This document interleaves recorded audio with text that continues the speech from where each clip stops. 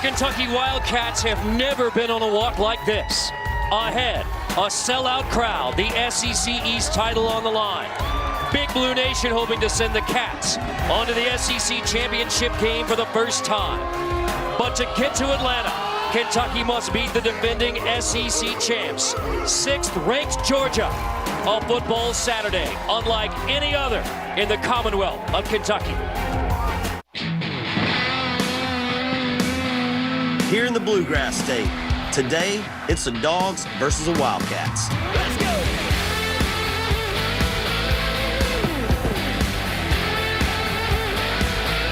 We're just getting warmed up, just getting started, already fired up.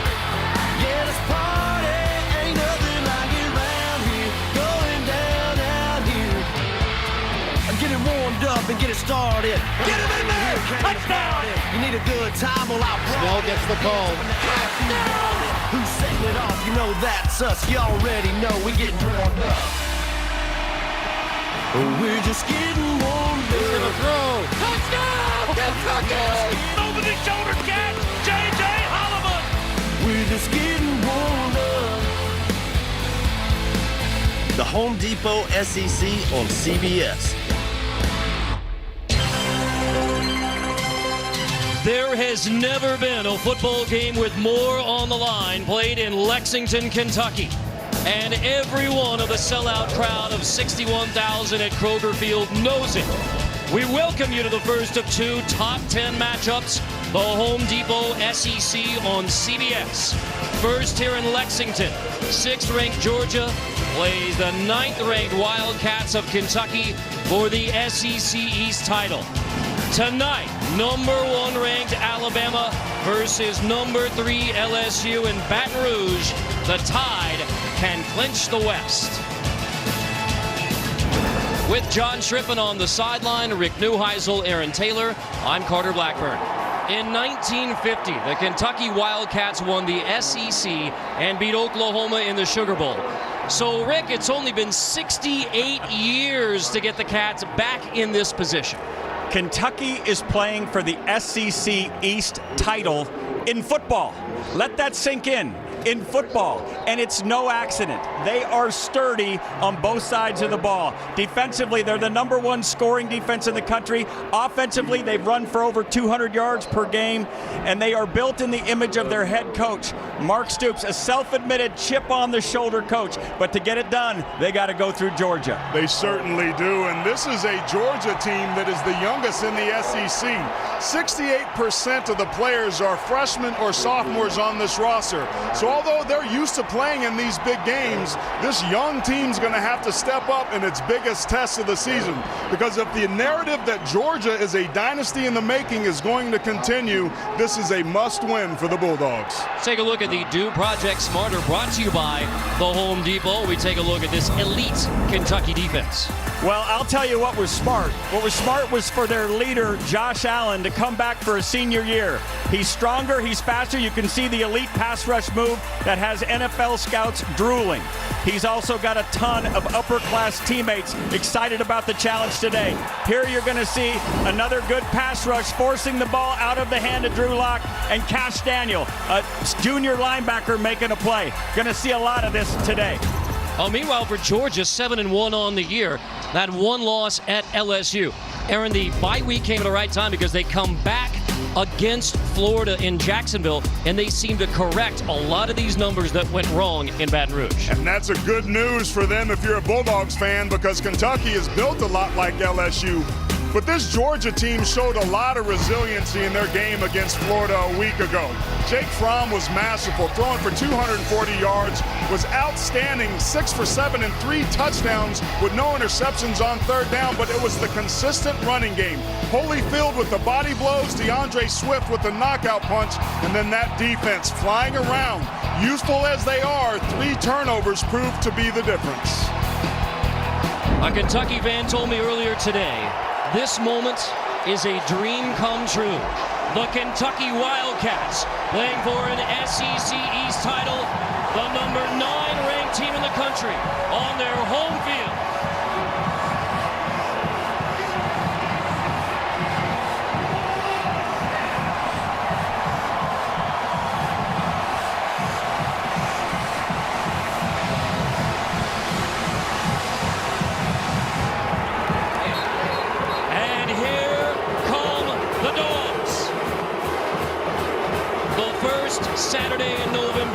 view of Atlanta all the way to the national championship game in Santa Clara, California.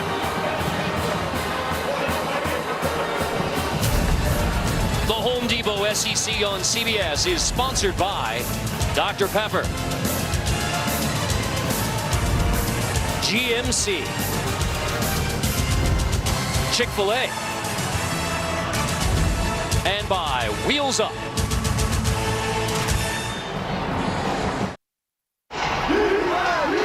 Last Saturday in Jacksonville, Kirby Smart turned up. And then Mark Stoops in Missouri, he was all the way up. And then you flush it and move on and get ready for Georgia versus Kentucky. Both head coaches expect a very physical football game in front of a rocking crowd, and John Shrippen is among it. Well, when you think about Kentucky, first thing that comes to mind, college hoops and horses. So how does this football team winning change all that? All you have to do is take a look at this student section. No longer can you just walk in and get a good seat. These kids here in the first row, they told me they lined up nearly 6 hours before kickoff. And if you think they only get hyped for basketball games, check this out.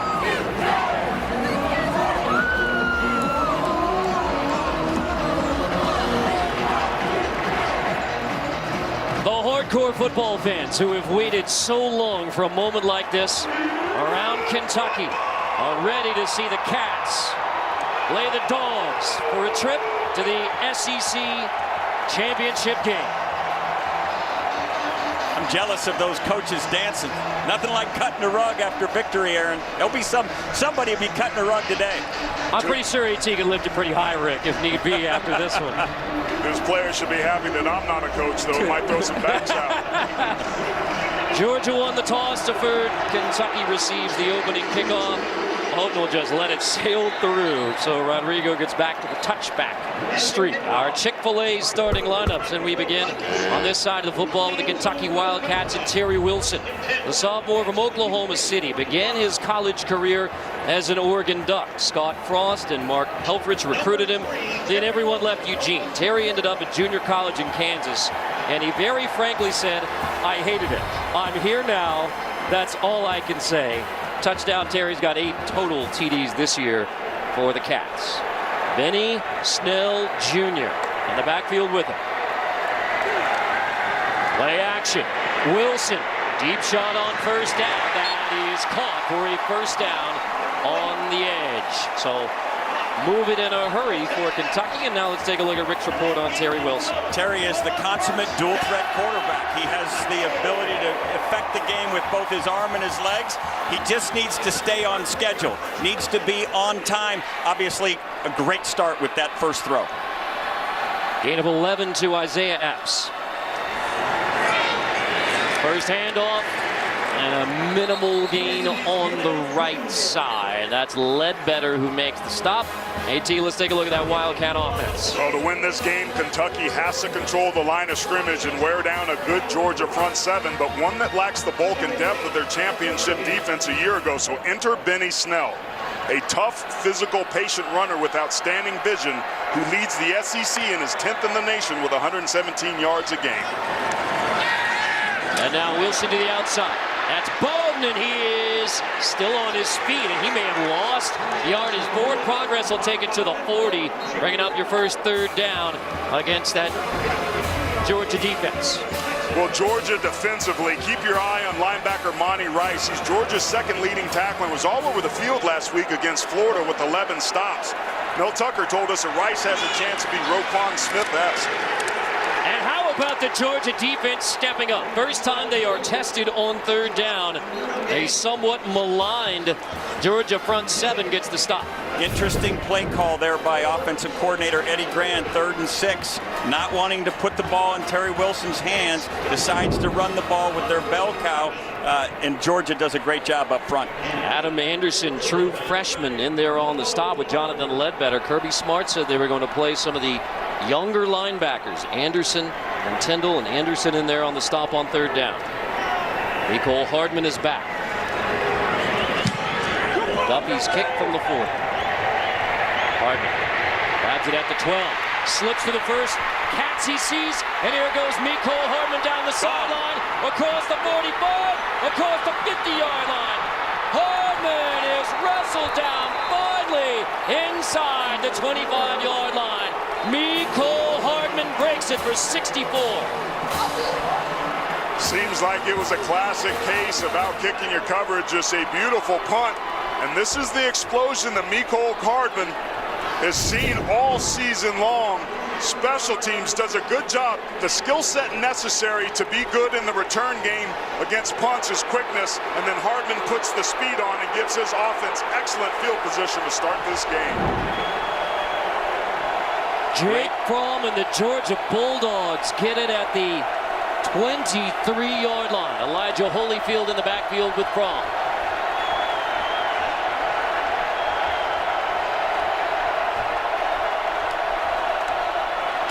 Holyfield takes it, right side, slips through. Holyfield inside the 10. It is first and goal, Georgia. Edwards makes the stop.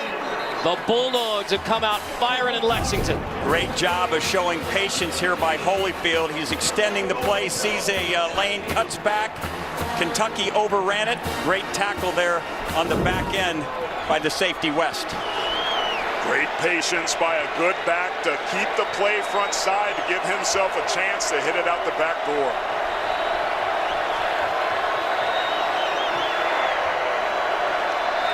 From first and goal, Holyfield takes it again. This time, minimal gain. Josh Allen, the terrific defensive end, makes a stop. Let's take a look at our Chick-fil-A starting lineups. Jake Fromm, the sophomore from Warner Robins. Has it really only been a year and a half between the win in South Bend, SEC title, Rose Bowl, Baton Rouge, bounce back, Jacksonville? It's incredible to think through all of that, and you got the five-star quarterback on your heels, and Jake Fromm has a chance to go 2 for 2 SEC championships. His first 2 years quarterbacking the Dogs. Second and goal. Holyfield, left side, wrestled down at the 4. Third and goal, Georgia, against one of the stoutest defenses in the nation, AT. Well, well, well. Here we see Georgia offensively down here near the goal line. They got stopped 7 straight times against Florida defensively. Going to be interesting to see what the play call is here from offensive coordinator Jim Chaney. Fromm has some legs and some mobility.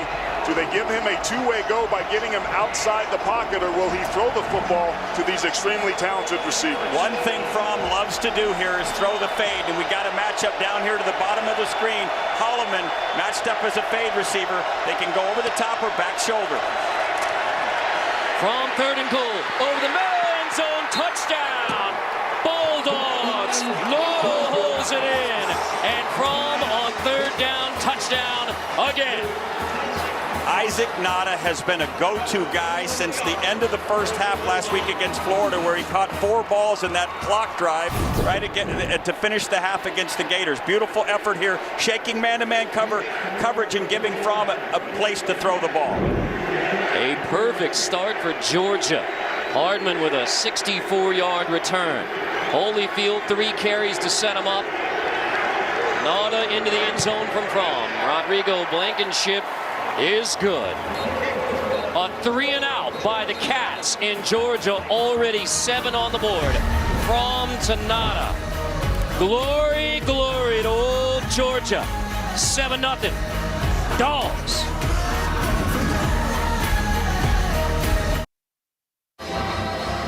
Fromm gets a TD pass to Nada, but it was all set up by Mecole Hardman's 65-yard return. Special teams are only 18% of football, but they can make a huge difference. Just a great job of blocks, and Mecole Hardman breaking some initial tackles, and then it's all about the speed to set his offense up with some tremendous field position.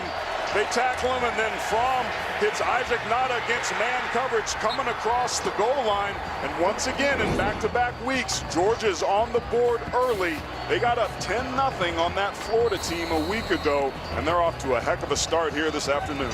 When you have that kind of play in special teams, it almost serves as a turnover because it's such a field position changing play. You put the defense into a sudden change type mentality, and Georgia was able to capitalize on the big punt return. Blankenship, touchback.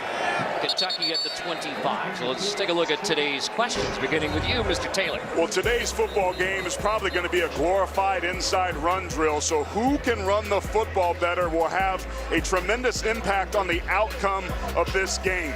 Georgia this season 220, Kentucky 214. This is a fair fight. Whoever wins that fight could win this game.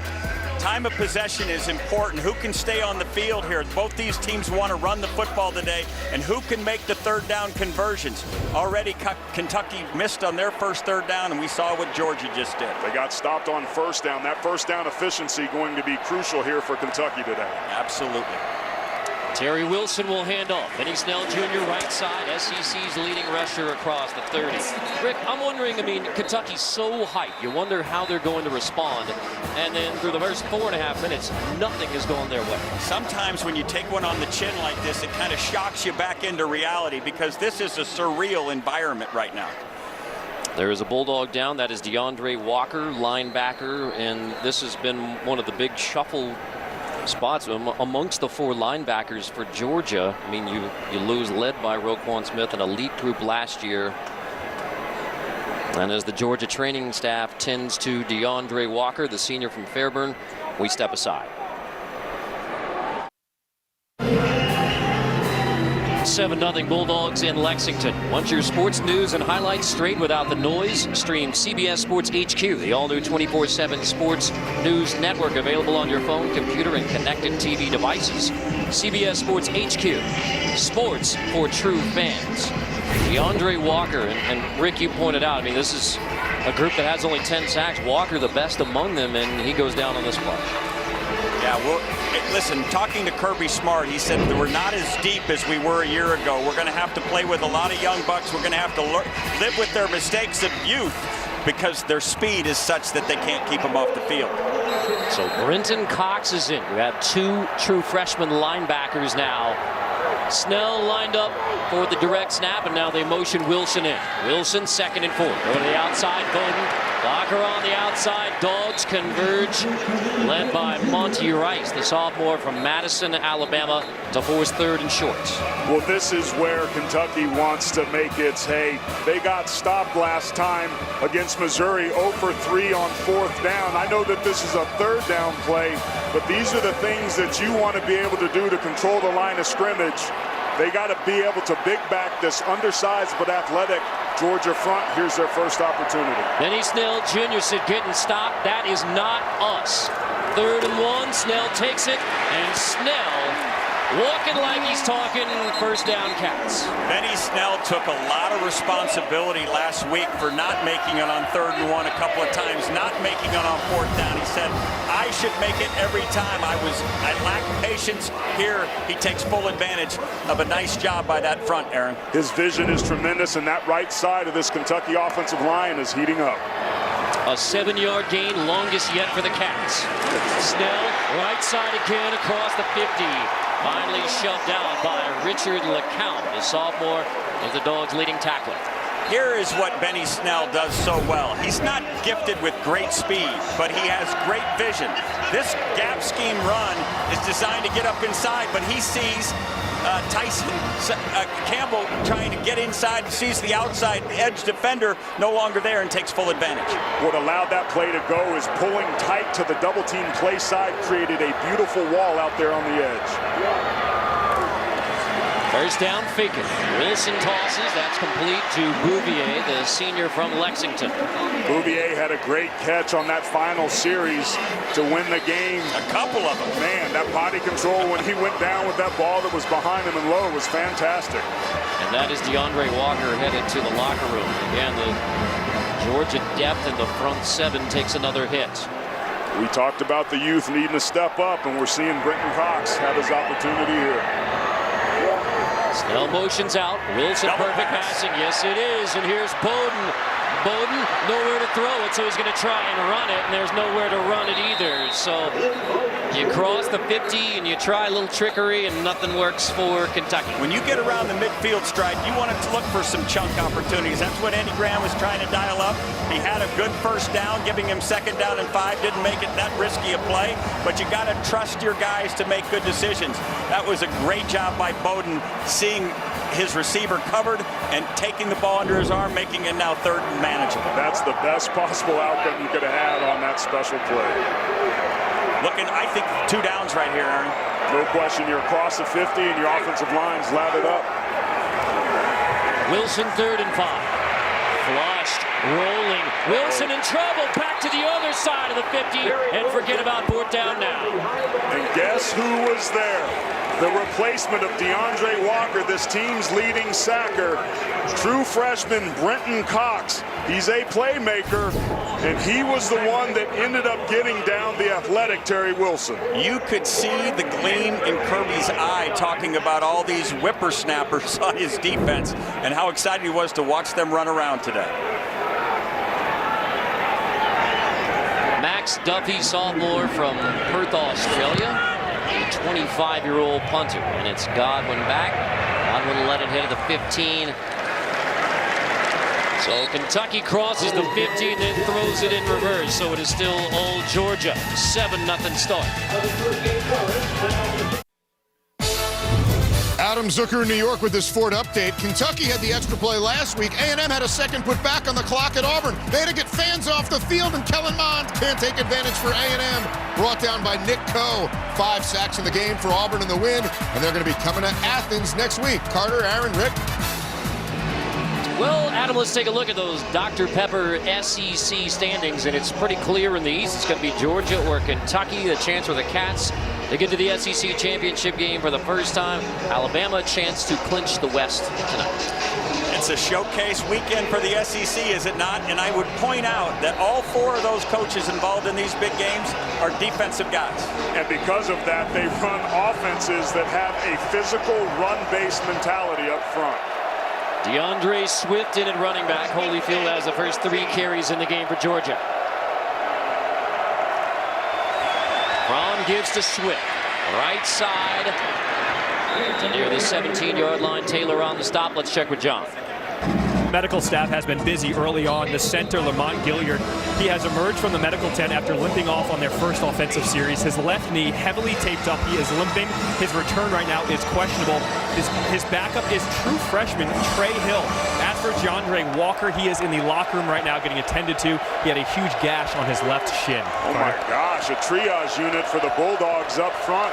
They keep losing really good players. Gilliard, their most experienced. So Hill, the freshman, snaps it to Fromm, gives it to Swift. We have 3rd and short. Let's take a look at Rick's report on Jake Fromm. Well, Jake Fromm is a high percentage passer. A year ago, he had 4 games where he completed more than 70%. This year already, he's had 6. And as long as they stay in rhythm and have the run game and he gets to throw somewhere between 17 and 25 passes, everything is great. It's when he's asked to do more that he puts it up for grabs, maybe a little bit too often.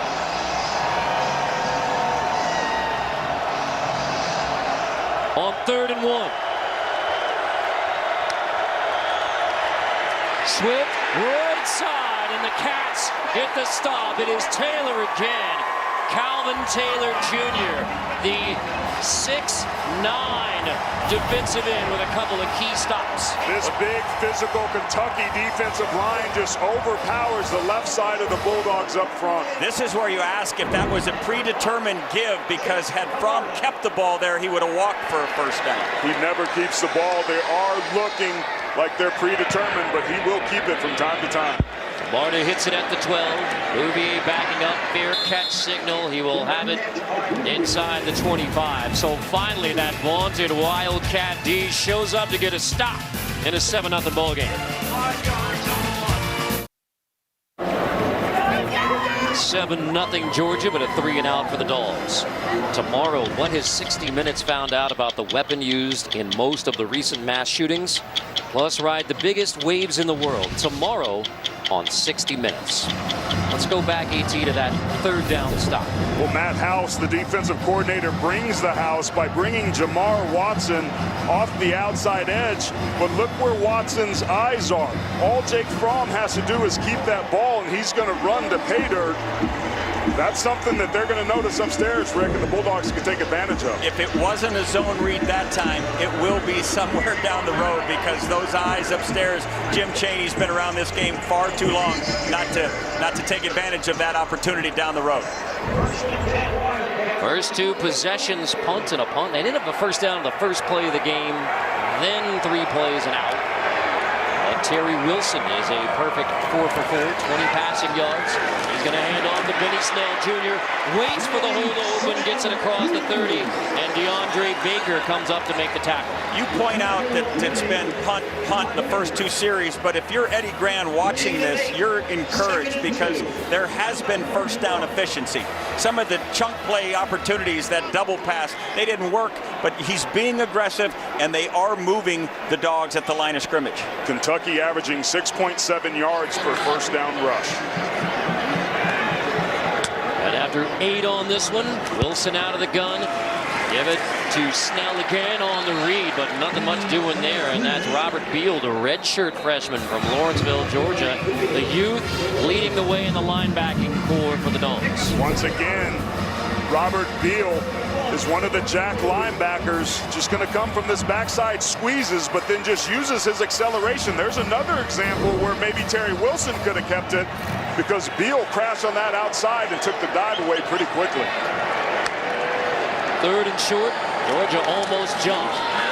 Snell straight ahead, pushing second effort. He appears. I think he got it. Yeah, Beal in there on the stop, but that's the tough yard that Kentucky didn't get last week against Missouri. Had to have the miraculous comeback untimed down touchdown to win it to set this matchup up. If they didn't get it, I think that we'll go for it. And Hubert Owens. On most teams, it's a quarterback who's the leader. But without question, the leader in that offensive huddle is Benny Snell. And he was so disappointed in the inability to get the 1 yard a week ago that there's no question they're going to give him these opportunities. Terry Wilson is a fantastic young man, and I think can have a great game this afternoon. But there is no question the heartbeat of this particular offensive team is 26, Benny Snell. You know, it's funny when we were talking about it. First down. When we were talking to him about it, he said, yeah, I know I get 3 or 4 yards on every carry, but I need to be patient and I get 5 or 6 or 7 yards. I rushed it too much last week, but take a look at the Sneller effort with his career at Kentucky entering today. Phenomenal numbers. Oh, I don't know. Nelson Muntz's favorite player for sure. Snubbed by Ohio State, told the Washington Post, I'll forever have that chip on my shoulder. The native of Westerville, Ohio. And this is Hughes across the 40-yard line. Hughes still inbounds. Finally written out by Monty Rice. I got to tell you what, Benny Snell allowed that play to go. Even when he doesn't have the football in his hands, he does a great job blocking. Here he is almost on the hash right there. Bang! That block is what sprang that run. That's a great effort by running backs who often don't like to give great effort when they're not toting the rock, Rick. Yeah, this is a team effort. These guys understand the stakes today. Zaire Hughes gets 14. Fish, as they call it. And now back to pounding it up the middle. Grant makes the stop on first down. Nothing for Snell up the middle this time. Formationally, Eddie Gran, the offensive coordinator, likes to run into the boundary. He likes even to put formations into the boundary and force all the defense into the short side of the field, leaving that grass out there for fly sweeps, which we just saw Hughes take advantage. Wilson is 5 for 5. Sophomore quarterback from Oklahoma City.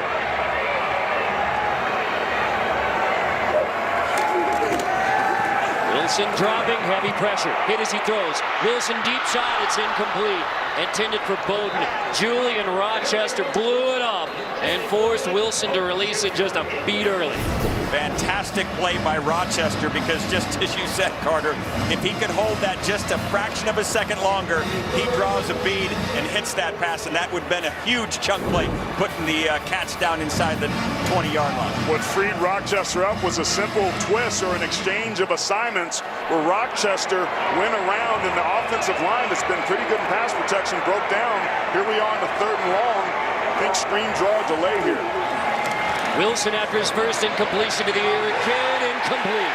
And here comes a flag. fight for the football. Tyson Campbell in coverage. And Ahmad Wagner, the former Iowa basketball player, that's the second time he's ever been targeted as a Kentucky Wildcat. First in the end zone last week. Defense. Eddie Grand couldn't help. 15-yard penalty, automatic first down.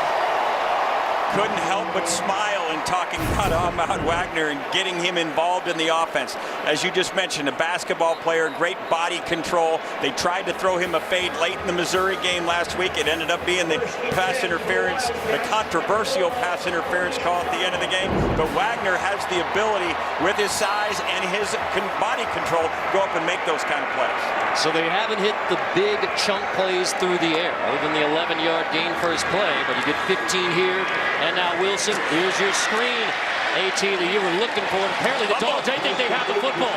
Georgia. The ball's out. Awaiting the official signal. There's a flag involved too. Hubert Owens and his crew trying to sort through this one to see if the Dogs, in fact, have come away with a fumble recovery.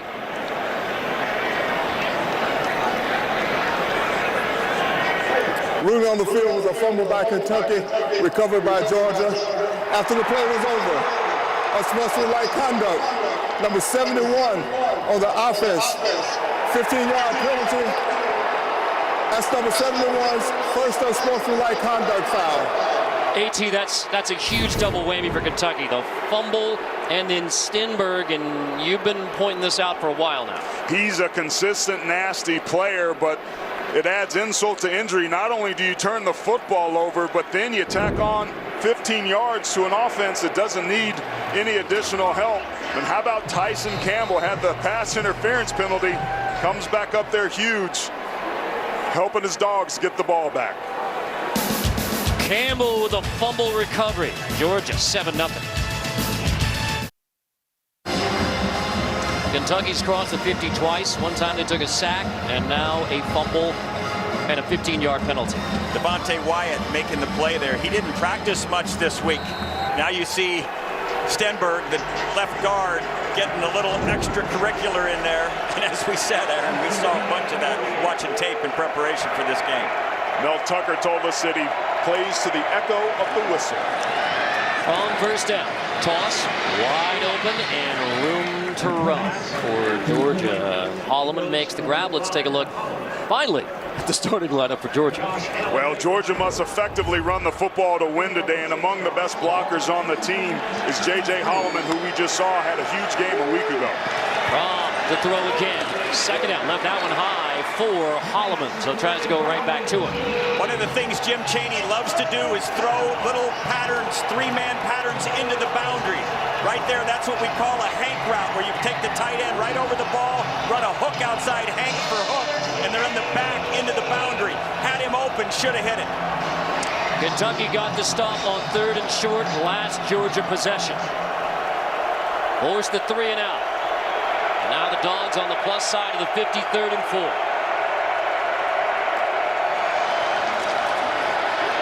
Fromm to throw again. Guess who again? Holloman. 3 targets, 2 catches, first down, Georgia. J.J. Holloman is rapidly becoming the favorite receiver for Jake Fromm. He's earned it. Kirby Smart said all he does is work, and as we talk to these coaches over the course of the week, they have to earn their stripes as blockers to earn their chances down the field. But Holloman is becoming go-to guy for old number 11. The Kentucky defense has allowed only 13 touchdowns on the year. The Georgia score on the opening drive was the first on an opening drive. And now Fromm takes it to Holyfield. A floater, it is high. It is incomplete. Intended for Holloman again. Edwards in coverage. AT, take us through that Kentucky defense. Well, senior Darius West is a leading tackler on one of the nation's best defenses. He's a physical free safety that likes to set the tone when given the chance. So I expect he and the rest of this experienced secondary are going to have to challenge Georgia's wide receivers, who are extremely athletic. These guys also come up and fill well in the run. But they've been struggling to stop Georgia's offense, who seems to be moving the football up and down the field pretty easily. Trey Hill still snapping it at center with Gilliard on the sideline. High snap! loose football, and Kentucky gets it back. Josh Allen with another fumble recovery for the Cats. The big-time playmaker from Montclair, New Jersey, gets it back for Kentucky. Remember, we've got a freshman center in there. Lamont Gellert is on the sideline.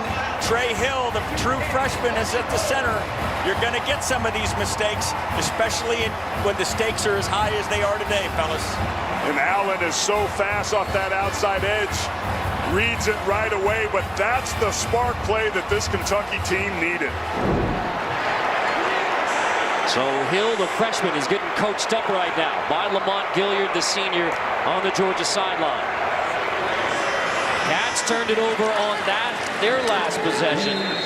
Benny Snell Jr., another positive gain, 4 yards, led better, the stop on first down. That doesn't look like a big-time run, but it's almost as if he has a miner's hat, guys. He just kind of gets in there and forages his way, and as you look up, it's 2nd down and 6, and now Eddie Gran can call his entire offense. Final minute of the first quarter. Both teams have turned it over on their last drive. Wilson fakes the toss, keeps it, cuts inside. Little patient Snell-like for Terry Wilson, and he has a first down across the 45. These are the legs of Terry Wilson that were so big in their historic win over Florida. Just a quarterback counter. That'll keep the defense honest, give them something to think about, but also get Wilson's athletic ability into this game plan. This offensive line has found something that it likes on the right side, and they are making some hay there, but they've got to get some big chunk plays. They can't keep nickel and diamond this Georgia defense. On first down, Snell, of course. Dogs converge, only a 1-yard gain. Tyreek McGee, the junior, comes up to make the stop in the waning seconds of the first quarter. So Georgia, the first team to march down on an opening drive and score against the Kentucky defense. That's the lone score of the first quarter. 7-0. Georgia on Kentucky in the first of our 2 top 10 matchups in the SEC.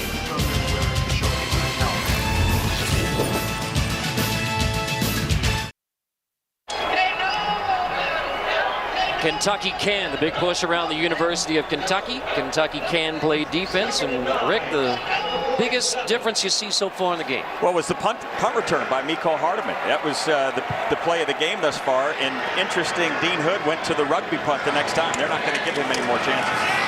Wilson hands off Snell, 2nd and 9. They cross the 50 again. DeAndre Walker is back in the game for Georgia. So you get a senior linebacker back at the jack position. And just in time for 3rd down, AT with DeAndre Walker back on the field. Well, Georgia's already got a sack today, which is good news for them, and especially since DeAndre Walker is back. Georgia dead last in the SEC coming into today's game with 10 sacks allowed.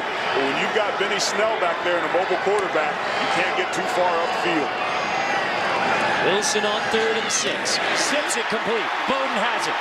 Bowden inside the 40-yard line. He stood up and driven back. J.R. Reed leads the charge, but Kentucky pushes inside the Bulldog 40. That's a gain of 11.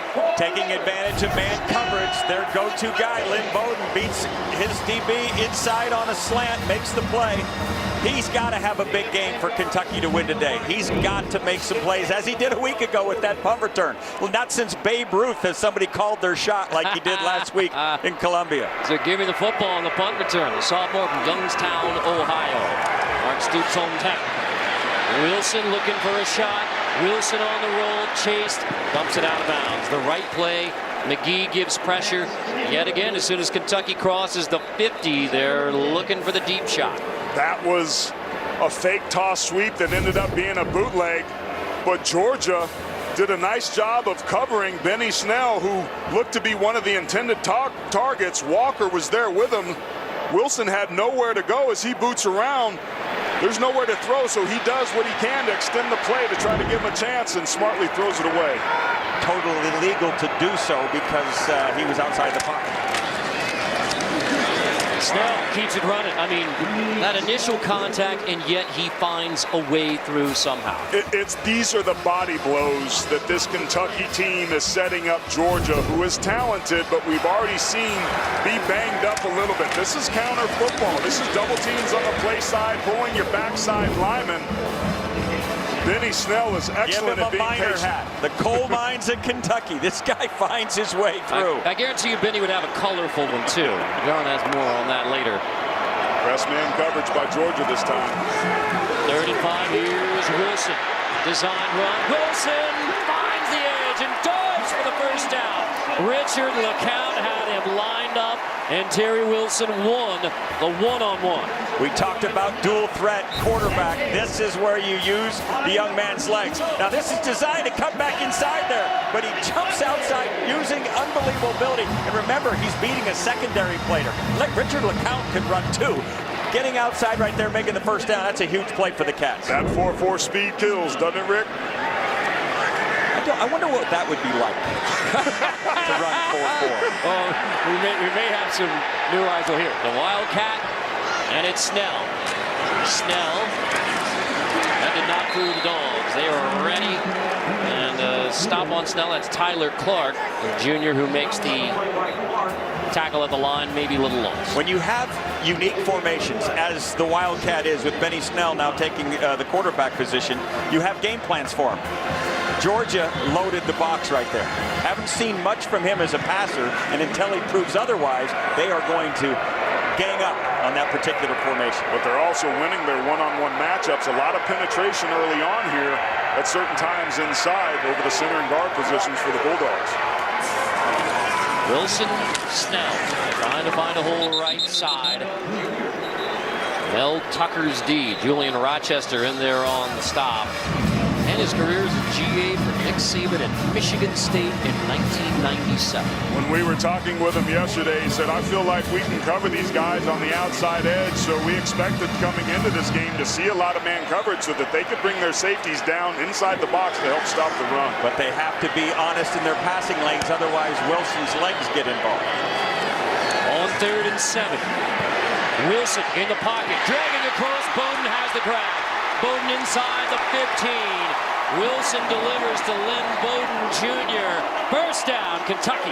I actually think the inaccuracy of that pass by Wilson allowed that play to be successful because Lynn Bowden had to turn around and come back on the football, which allowed him to be able to shake the defender. That ball... You're pretty hard on quarterbacks. I mean, he put it on him, but it allows him to pirouette right here.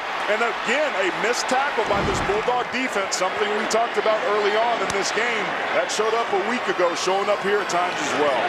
Wilson to Snell. First down again.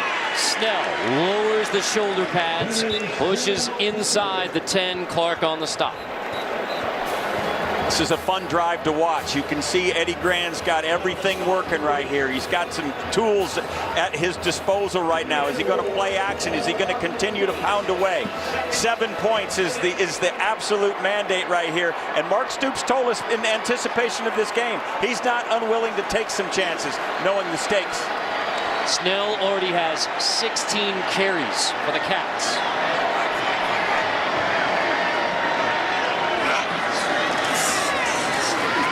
Wilson pulls this one on 2nd and 6.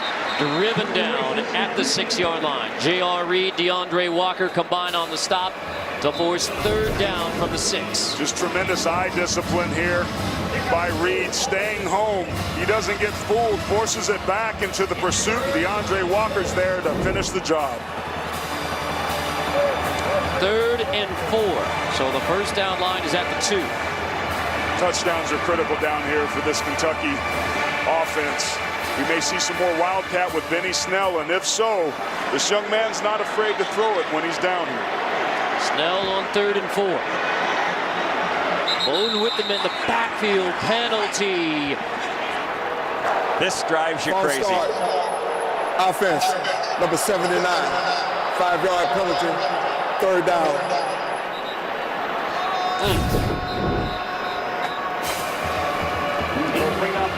As an offensive coordinator, it absolutely drives you crazy. You've got to play for that particular situation, and now you've got to look down and find something else. And it's much more difficult now as we're in a condensed portion of the field, and what you can't come away with is no points.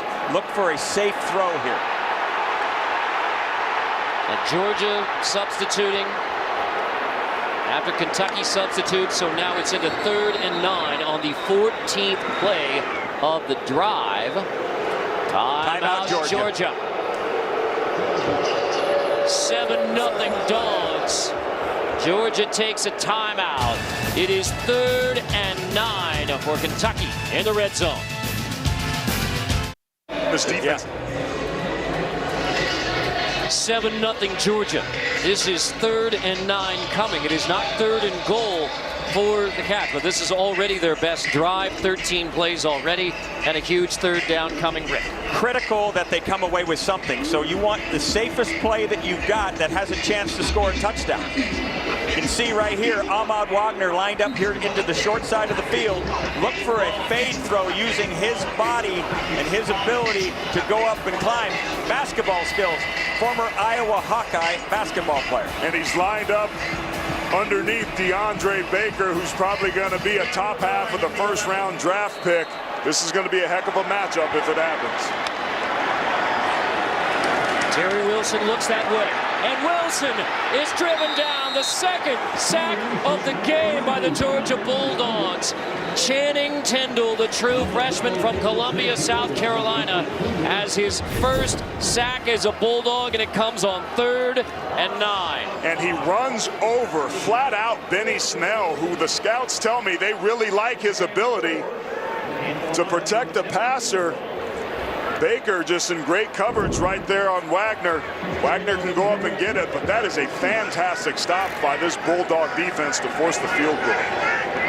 Chance Poor hit a 31-yarder at Missouri.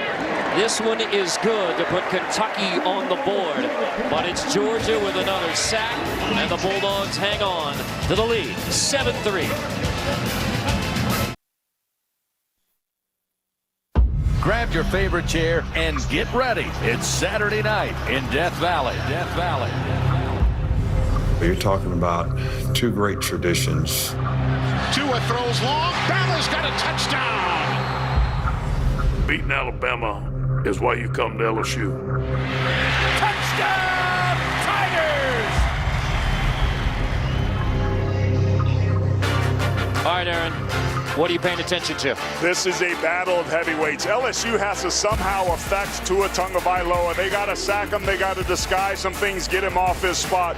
This Alabama offense is prolific and on pace to score 700 points and 100 touchdowns this year. I can't believe I'm about to say what I'm going to say, but they got to make Tagovailoa play in the 4th quarter. he hasn't thrown a pass in the 4th quarter. But you know what? LSU does have the defensive secondary to match up with that quartet of brilliant receivers for Alabama. I look for that matchup to be the key. With our producer Scott Brandwein, director Mark Grant, Carter Blackburn, Rick Neuheisel, Aaron Taylor, John Schriffen, our booth crew, John Tobias, Wave Robinson. And all of that leads us into our Aflac trivia question. And here it is. Who is the only Heisman Trophy finalist in Kentucky history? I mentioned our producer Scott Brandwein because he accidentally showed us the answer yesterday. So I would have gotten it anyway. Yeah, not to pat myself on the back. I might have gotten that. I mean, let's not denigrate the. Let me say how important this drive is for Georgia's offense, because time of possession right now is hugely in favor of Kentucky. 16 minutes and change to just under 5 minutes and change. Holyfield at the 30. You still have Trey Hill at center. Gilliard still on the sideline. That was the snap that led to the turnover. And so you're leading the Georgia defense on the field a lot. And this is a defense that doesn't have a lot of depth. So when you take a look at this, 16 minutes to 5 minutes for Georgia, 32 plays Kentucky's run to Georgia's only 13. It serves a good job to underscore Rick's point that Georgia has to have success here to help their defense out. 5-yard gain on 1st down helps. Holyfield gets nothing on 2nd down. That's Cash Daniel with a big old club on the left-handed junior from Paintsville, Kentucky, on Paint Creek. Forces 3rd down. He's just a throwback, got that big cast. A linebacker has has to be able to key and diagnose right away. Cash Daniels not the most athletic player, but his instincts and football IQ are huge. Oh, that's got some hardware in there, doesn't he? It actually required him to learn different fundamentals about how to spill blocks, because usually you use your hands. He had to actually learn other ways to get it done. On 3rd and 5. Out of the shotgun. So here's the snap, handled by Fromm. Draw, Swift makes the first cat miss, and DeAndre Swift has enough to move the chains for Georgia. Mike Edwards finally makes the stop. This is one of Chaney's go-to play calls, and DeAndre Swift is aptly named. Watch the way he's patient, and then boom, makes the best player on this Kentucky defense miss in space. From Swift again. Tough tackle. Devontae Robinson, the sophomore from Henry Clay High School here in Lexington. That was a heck of a tackle and finish there, because Robinson missed it first, but he stayed alive and did the roll-around log technique, Rick. You taught that on your teams, didn't you? I teach that all the time. You know, it's interesting as you look at this Kentucky roster, how many kids are from a circumference of about 5 hours away. Done an unbelievable job recruiting. Building it back to this point. Number 9 in the country, playing for an SEC East title. Fromm zips it over the middle. It is caught. Ridley crosses the 50. Riley Ridley, leading receiver coming in for the Dogs. Really nice protection that time by Georgia up front. He just catches Ridley coming in on a China route. The ball's a little bit low, but Ridley leads his team in touchdown receptions, comes up huge. Swift bounces it outside, finds the edge. Swift shoving his way near the 40 before Chris Westry finally forces him out. Westry has to do a better job of keeping contained there. When this is DeAndre Swift, you got to keep him forced back into the pursuit. That injury, and we're going to take a look out here. It's one of these big defensive linemen. I think that's Quinton Bohanna, one of about 8 or 9 players that are big loads of laundry up front for Kentucky. So as the Wildcat training staff tends to Quinton Bohanna, timeout. Today's Kentucky Lottery. Monday on CBS, Bulls' new client has Lying Down to a Science. Michael Weatherly stars in a new Bull. Monday, 10, 9 Central, only CBS. So Bohanna is out of the game for now. Tymier Dubose, the senior from Youngstown, Ohio, hometown of the Stoops family, is into the game at nose for Kentucky. Georgia's using a little change of pace right there, going up tempo and putting Kentucky on their heels. As I said, a very critical drive. Now they've got a 1st and 10 inside the 40-yard line on the plus side. This is where Jim might look for a chunk play. Take a shot down the field. 7th play, longest drive of the game for Georgia. Their touchdown was on the short field following a Hardman punt return. Holyfield in the backfield. Takes it on 1st and 10. Good push on the veteran left side of that offensive line area. Sam Pittman's coach group is doing a heck of a job. This is a unit that's been banged up all season long. Andrew Thomas went down a couple different times this year with a left ankle against South Carolina, then a right ankle a week ago against Florida. And then Kendall Baker came in. He got rolled up on. Thomas had to come back in. Sam Pittman doing magic. But we've already seen a turnover by Trey Hill. Justin Fields is in at quarterback for Georgia. Didn't play at all against the Gators on 2nd and 4. Here is the highly touted freshman from Kennesaw, Georgia. He takes a big pop and gets a 1st down. Jordan Jones. Kirby Smart said yesterday, if we need a boost on offense, we'll play him. Well, I'm rolling pretty good. Go to Fields anyway. Nothing more than an outside zone there, but you get an extra blocker because you have to account for all the players on the field. So it's going to be his first pass. I thought we were about to see his first pass as a Georgia Bulldog. And then he is dropped for a short loss by Quinton Bohanna, who was out of the game for 1 play. Yeah, we'll keep an eye on that. And now Fields comes out, Fromm back in. It's interesting, the management of Justin Fields, who is admittedly a little frustrated by not getting any role in that Florida game. You wonder if that's a little bit of bone that they're throwing him. There's no question he's got talent, but Jake Fromm, to the point we heard earlier, has played pretty well today. This is a critical 2nd and long situation expect. One-on-one opportunity down here at the bottom. Fromm on 2nd and 11. Lets it rip the other way, and it's complete again to Jeremiah Holloman. His 3rd catch. Robinson on the stop. Well, any questions you had about ball speed or arm strength with Jake Fromm were answered on that play. This thing whistled right over the interior receiver and the DB and was just a absolute shot to Holloman, who's now within 3rd and 2. Holyfield with Fromm on 3rd and 2. There's pressure. Fromm on the roll. Holloman has it. Drilled as he makes the grab, but he hangs on. And it is 1st down, Georgia, even with a tough tackle from Lonnie Johnson. Fromm has been on fire today, extremely accurate, picking up where he left off a week ago. He finds his favorite target. The guy that was a playmaker a week ago that we highlighted at the beginning of the game, J.J. Holloman, so far today, boys, has been dynamite. I see what you did there. You couldn't wait to do that. Having some good times here in Lexington, Kentucky. What you got, Rick? And a double. Fake it, Fromm, toss it, incomplete. I mean, good decision. Well overstated. You like that? Good decision to throw it away. I mean, obviously what they had anticipated the coverage being was not available, so throw it away and live to play another day. That's the secret of Jake Fromm. That's why Jim Chaney trusts him. They've given him ability to tag things on the run. Again, the independence that he has this year as compared to his freshman season a year ago, which we all know ended up in Atlanta for the national championship, has been really a big step. And he's taken great chances. Got a fade opportunity down here to the bottom. His corner's got to challenge these receivers.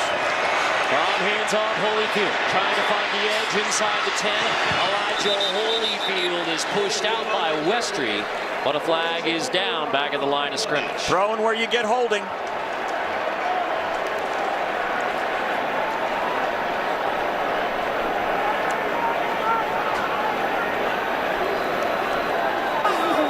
Holding. Offense. Number 4. 10-yard penalty for the spot of the foul. 2nd down. That's Mecole Hardman with a critical error inside the red zone, nullifying a huge play. We've already seen Kentucky jump off sides down in the red zone when they were on offense. And that negates a pretty dang good run, taking advantage of the bad angle by the safety, Mike Edwards. We started the telecast by saying Georgia wide receivers love to block. He was locked on, thinking the ball was going to be inside of him, but he needed to let go when he saw that DB jumping outside. Swift making cats miss. DeAndre Swift, touchdown, Georgia. What a run from DeAndre Swift. You look out on this field right now, there is laundry left on the 22-yard line, literally and figuratively. This was a brilliant move by DeAndre Swift. This is what this kid does. His ability to cut full speed, putting his foot into the ground without reducing his speed, could be unparalleled in college football. We saw it a week ago to ice the Florida game, and we just saw it here in the 2nd quarter. Blankenship lining up for the PAT. Camarda, good hold. So as Mr. Raftery would say, a little lingerie on the deck. What a run from DeAndre Swift, 20 yards out. Touchdown, Georgia, 14-3.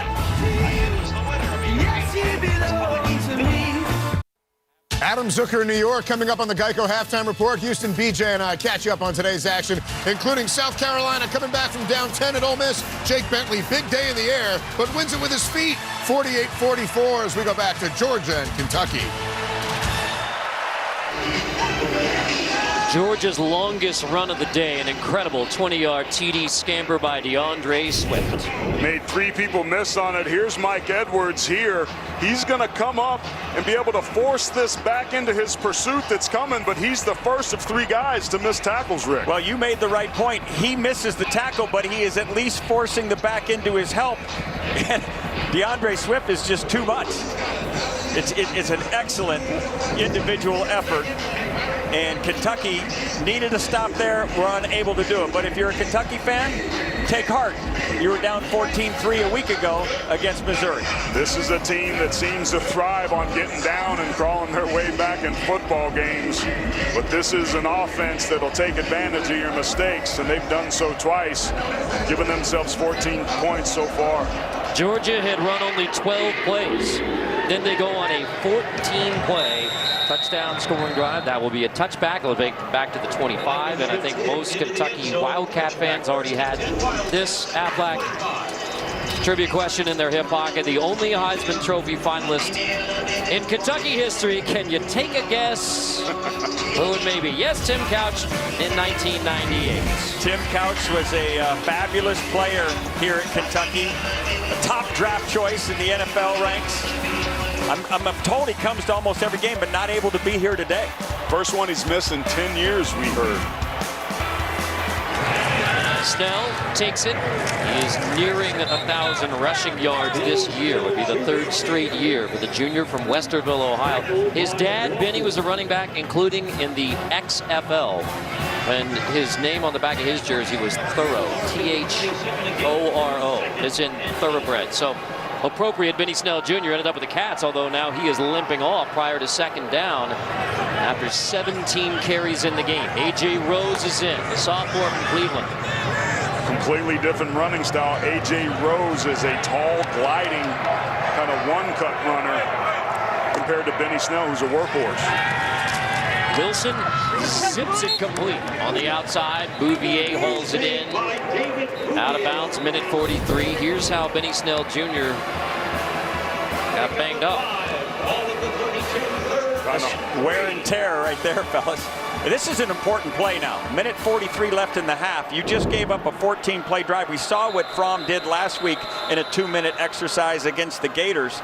You've got to stay on the field right here if you're Kentucky. I'm going to go to review here. So a de facto timeout prior to third and short. And Georgia has 2 timeouts. So think about that if you can get the third down stop as well. Step aside, minute 43 left in the half. Snell on the sideline. This catch by Bouvier is confirmed by replay official Stan Murray and at the SEC headquarters, Tom Ritter. So that means it is third down for Kentucky. Snell still on the sideline. 2 timeouts for Georgia. Wilson draw. Wilson is wrestled down by Walker. Timeout, third Georgia. down stop. There's Kirby Smart. Immediately gets the timeout called. 1 timeout, and you stop it with a minute 31. That's 40 seconds saved. It was a brilliant drive a week ago. He wants to put the keys back in Jake Fromm's hands. He hit Isaac Nada, I think, 4 times on that drive last week. They ended up taking a field goal. There were some that believed they should have actually given one more shot into the end zone, but better safe than sorry for Kirby Smart. We're going to see if they can do it again. Just a beautiful job that time by DeAndre Walker, retracing his steps. Bunchy Stallings even tried to hold him, and it wasn't enough. And Walker walked down the athletic Terry Wilson, bringing up 4th down. As members, Kentucky punts here, the biggest play early in the game, biggest play of the first quarter was Mecole Hardman's 65-yard punt return. Max Duffy, the Australian kicker. Rugby style. They're not going to give Mr. Hardiman another chance to just take off running. They're going to try to put this ball on the ground, scrum-like, the rugby style. Hardman had a 70-yard touchdown earlier this year.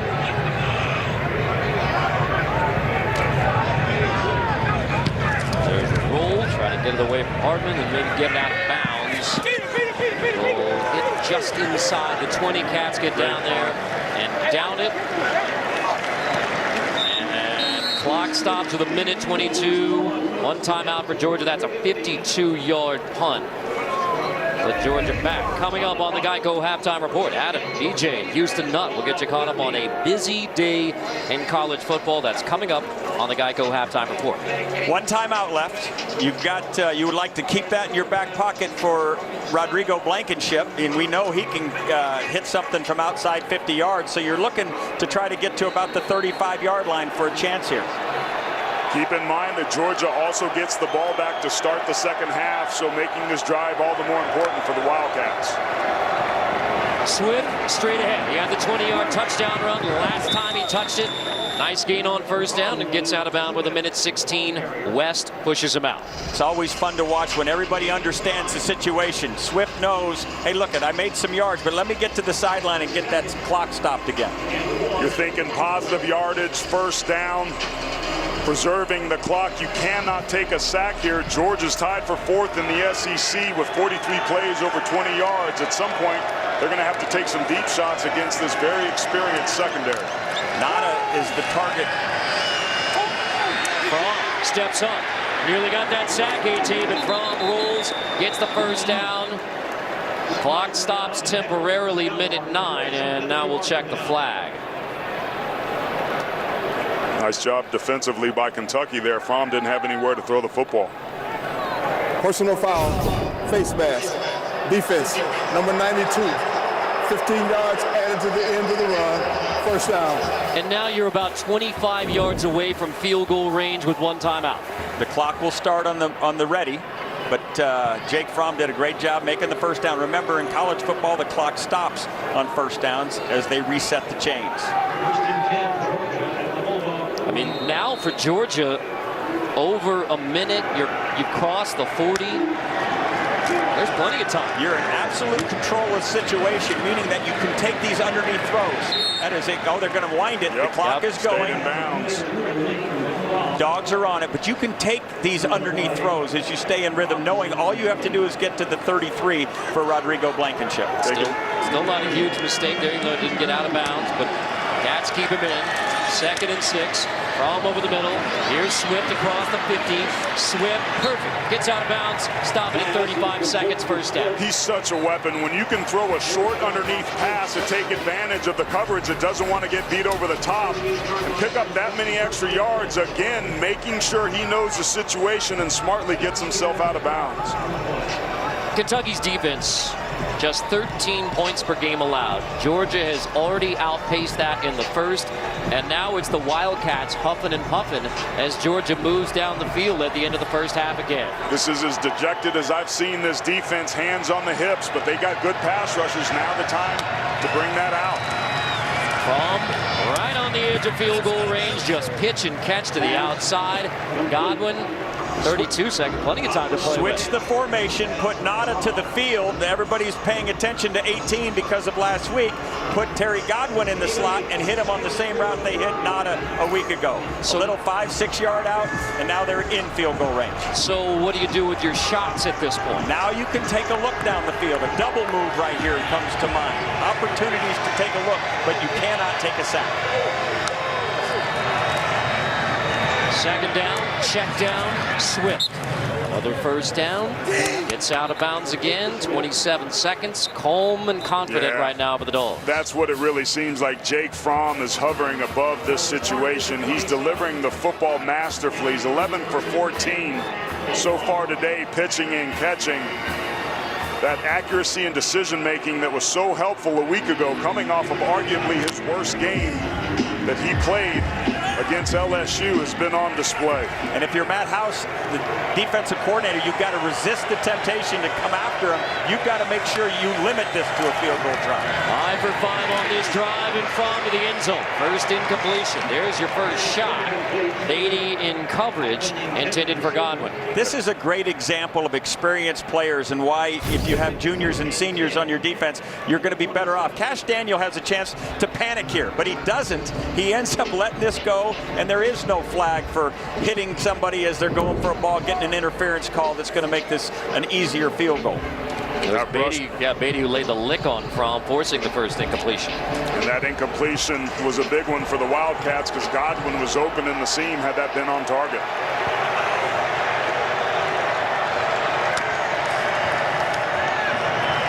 Second down. Here's the second shot, and it is incomplete. Overthrown, intended for Ridley. This time it's Beatty running step for step. 3rd down, 18 seconds. You see Jake Fromm jumping up and down there. He wants that back. He wants that throwback. This is his bread and butter. He made a living as a freshman and also this year throwing into that boundary on fade throws. Riley Ridley gave him exactly what he wanted. He just overthrew it. Ninth play of this brilliantly executed late first half drive by Georgia. Swift is in the backfield again with Jake Fromm. Beatty's out and back up Chris Westry down here at the bottom of your screen on Ridley. Loose football, and Kentucky is on top. The perfect drive ends in a fumble, and it's Josh Allen with his second fumble recovery of the game. What a turn of events. That was a risky call. There were 18 seconds left on third down. You were going to have to run your field goal team in and get that kickoff on a running clock. That's about the limit, Aaron, 18 seconds. That was going to take every ounce of coaching that Georgia had done to practice that situation.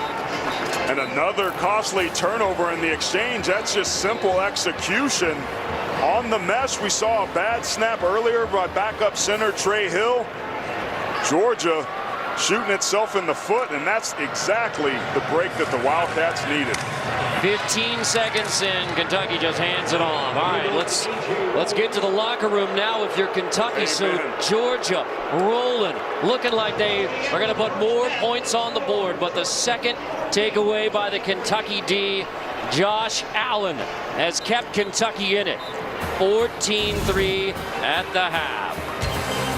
For John Trippen's halftime interview with Coach Smart, go to Twitter at SEC on CBS.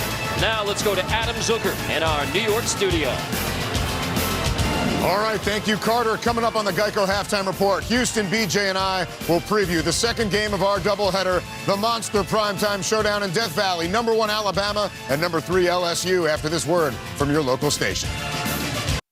14-3. Georgia at the half on Kentucky. And now a taste of tradition presented by Sonic. The last time the Kentucky Wildcats won on CBS was against number 1 LSU in 2007. Cats led by Andre Woodson's 4 total TDs, including the go-ahead score to Stevie Johnson, triple overtime, and then the Kentucky defense needed to stop on 4th and 2. Flynn. Scott. I don't think so. No way. Kentucky wins. Vern on the call, a delicious taste of tradition in itself. The second half from Lexington is next.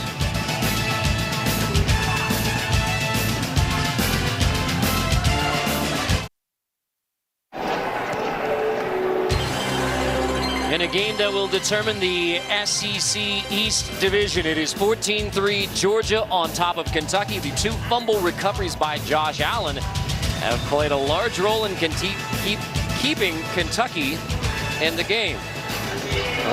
No second take on that one. Easy Carter, for you Rick, to say. Aaron, John's on the field. All right, AT, 14-3 Georgia, but it hasn't been perfect for the Dolphins. It certainly hasn't been championship caliber football. The turnovers really being surprising here, but it's Georgia's speed. DeAndre Swift really gave Kentucky some problems defensively. Expect a lot more touches from him.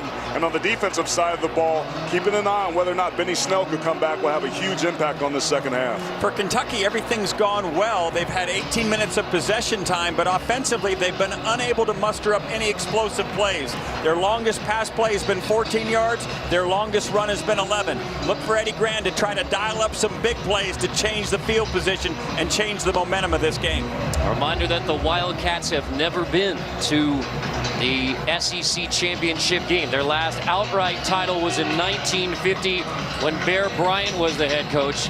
76 officially, they tied for the SEC title, but that's a long story, and we'll just let you figure that one out on your own, because 76 was indeed wacky. So Georgia won the toss, deferred. So the Dogs have it to begin the second half. It will be Harrion right at the goal line, across the 20 and shoved out. Let's check in with John Trippen.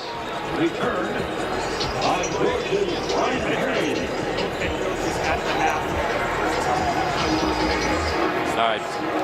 problems with John's microphone there, but that's in a couple important updates John has for us, so we will check in with him momentarily. So now the Dogs, and you still have Trey Hill at center, and you heard Kirby tell John right before the half that the snap issues have led to both of those turnovers by Georgia. Elijah Holyfield in the backfield. Holyfield has it. Holyfield stood up. Josh Allen leads the way. 3 years of high school in Alabama, 1 in New Jersey.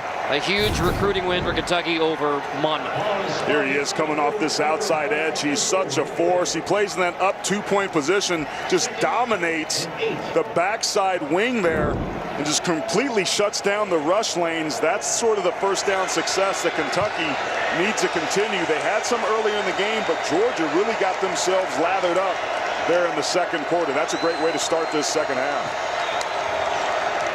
From 2nd and 8, heavy pressure, flings it complete. On the edge, Ridley slips away. Ridley across the 40-yard line. Riley Ridley gets the Dogs rolling to begin the second half. Edwards finally pushes him out. When you play man-to-man, then you have to be sure-taculars. We've talked about these corners as being really elite athletes, 6'3", big frame type guys. Derek Beatty's got to make that tackle because he has no help out there. These guys have missed more tackles in this game through 2 quarters than I saw the entire game against Missouri, and even going back the week before that. Not tackling well at all today.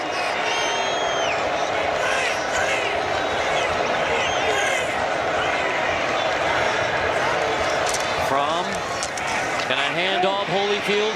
Huge on the left side. Holyfield, I mean, it was wide open once Holyfield beat Chris Westry to the edge. There's Westry again, coming off the edge and breaking down contain. That's what DeAndre Swift can do. We talked about it right at the top of the half. The entire defense breaks down. He's the last line of defense. He just gets out-athleted. A 30-yard run. That's the biggest offensive play of the day for Georgia. And now Holyfield will earn a break. He has 9 carries. Swift has 7. DeAndre Swift will take it on first down. Stood up. There's Allen again.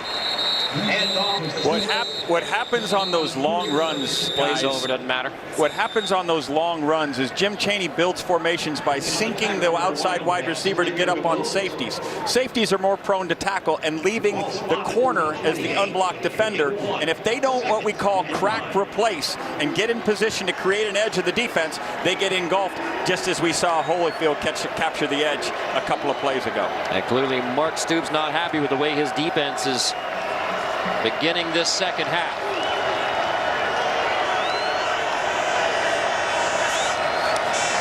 From under center, DeAndre Swift. Great tackle. Driven down, Darius West, the senior free safety with Jordan Jones. There is a flag down. It's an interesting decision if this turns out to be holding, which I believe it will be, as to whether you back them up. You've got 3rd and 8. Or do you back them up and take them maybe out of field goal range? I think you probably take this penalty. Personal foul, targeting, defense, number 25, contact with the crown of the helmet, 15-yard penalty. The previous play is under further review. Darius West called for targeting at the end of the play. So Jones has him wrapped up. Here comes West. Yep. Darius West is their leading tackler. We featured him in the opening lineups, but he hits him with the crown of the helmet in the head or neck area. It's a direct blow that checks both boxes of the criteria for targeting. West is going to get thrown out of this game, and he is one of those 2 physical safeties that has proven an ability to help them tackling on the back end. A ball carrier is not a defenseless player, but when you hit him with the crown of your helmet and duck your head, trying to protect both players, right? The striker in this particular case, the defender, putting his head down puts him at risk as well. Forcible contact that goes beyond making a legal tackle is the rule book wording on that. So West is gone. Senior free safety out of the ball game. And on 1st and 10, here goes Holyfield inside the 10. Show you that targeting one more time. You see Jordan Jones right there getting the tackle. It's the dropping of the head at the last moment and then throwing up of the elbow for good measure that has... The teaching point is you have to see what you're hitting. You cannot duck your head. See what you're hitting. It keeps everybody safer. It's the old spearing rule that we grew up with in football, one of the two criteria. Big loss for the Wildcats. After a gain of 6 on first down, Holyfield takes it again. Holyfield stood up, driven down. Josh Allen leads the way, along with Calvin Taylor Jr., third down for the Dogs. You see Georgia's trying to hurry up back to the line of scrimmage. Again, they struggled down here a week ago against Florida. They'd love nothing more than to run this football and pick up the first down or get in the end zone. There's the zone read. Pull it. He's got the first down short of the goal line, but Fromm has the first down to make it first and goal. We talked about that early in the game, that the eyes in the sky, Jim Chaney and his staff would be seeing that and use it at their disposal. Here's exactly what we're seeing. You're going to see this edge defender come down. Fromm's eyes are riveted on him, and around he goes with the ability to make the first down. Got 2 Wildcat defenders on that one. It took them 2 quarters to come back to it, but we alluded to it early on in the first quarter. A huge pickup in the first down to get inside the 5-yard line for the Bulldogs. Georgia down near the goal line, first and goal from the 4. Is Fromm out of the shotgun. Holyfield has it. Holyfield pushes, stretches. He is in. Touchdown, Georgia. This is just bull elk on bull elk. He is absolutely just going to carry Cash Daniel into the end zone. That is powerful, powerful stuff. The Sam Pittman coached offensive line showing up on the road. To win on the road, you got to play good defense and run the football. This offensive line unit been banged up all season long, showing up here when it matters most.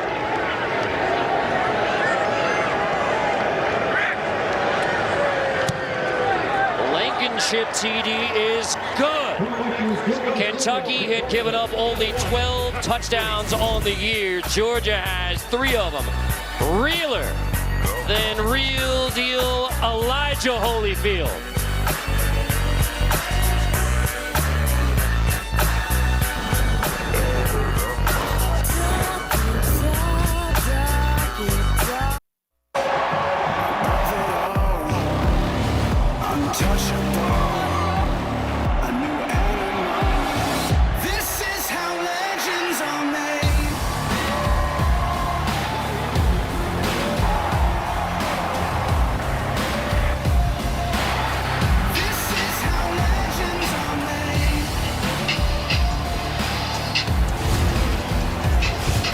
The Kentucky Wildcat fans were ready for an epic celebration with an epic win, but Georgia rolled into Kroger Field and 21-3. There's only 6 possessions for Georgia. 3 touchdowns, 2 fumbles, 1 3 and out. Excellent offensive efficiency against a nation numbers-wise. Top scoring defense. Clemson coming in, touchback. Let's now check in with John Schritt. All right, here we go. So you guys mentioned all those missed tackles by Kentucky, and that's the first thing Mark Stoops told me coming out of the halftime. He talked to his team and he said, look, we've got to wrap up guys, we've got to finish tackles, and on offense, we've got to finish drives. Now, there is good news for Kentucky.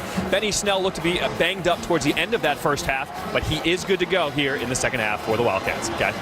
That's good news for them. He is their power running back, leads the SEC in rushing yards per game, guys. And I think that this drive right here by Kentucky could be the most important of their entire season to get themselves back in this game by putting a drive together. And Wilson took the roll on first down, and it is a busted play, incomplete. Here comes a flag. They're going to have a conversation here. I don't think he got out of the pocket.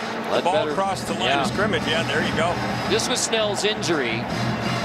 And then now the discussion of whether this is going to be grounding Wilson. Terry Wilson throws the ball away, which is... Intentional grounding. Offense number 3. Loss of down at the spot of the foul. Second down.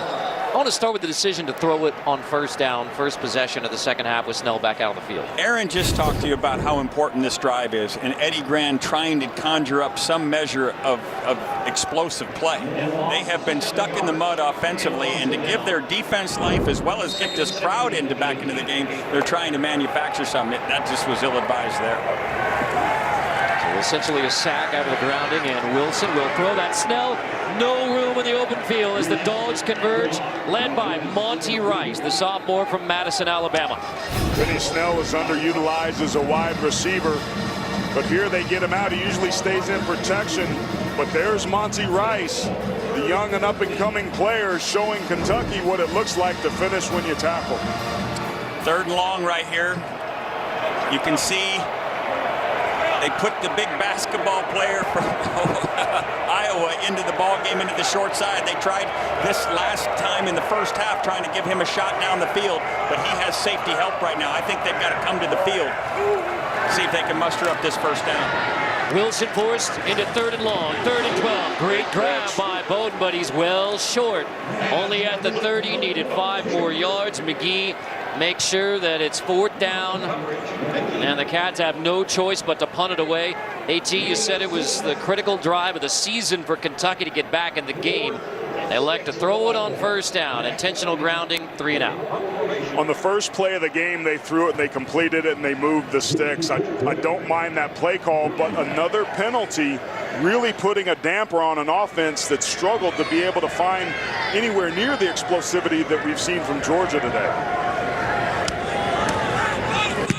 He hits it right around the 20. Godwin is back, calls for the fair catch. Godwin backs up, grabs it at the 15. Nice catch on the fair catch by Terry Godwin. And with 8:49 to go in the 3rd, no smiles for the Wildcat fans here in Lexington. 56-yard punt by Kentucky.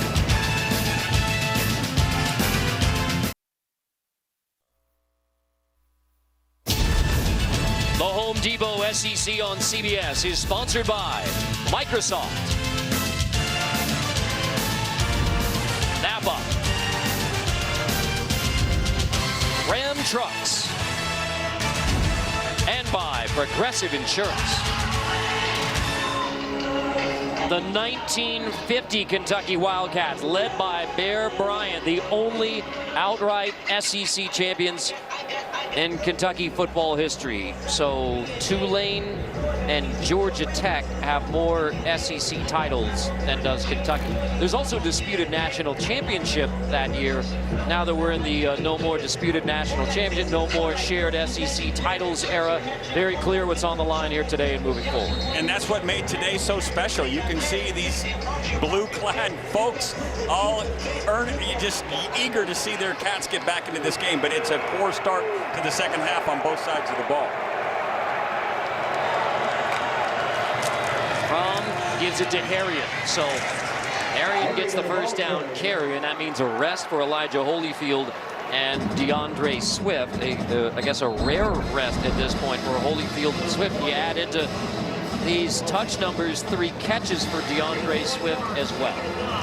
Well, these two bring so much to the table. Elijah Holyfield, more the power runner, showing some patience, a lot like Benny Snell, but it's DeAndre Swift's speed both in the run and pass game.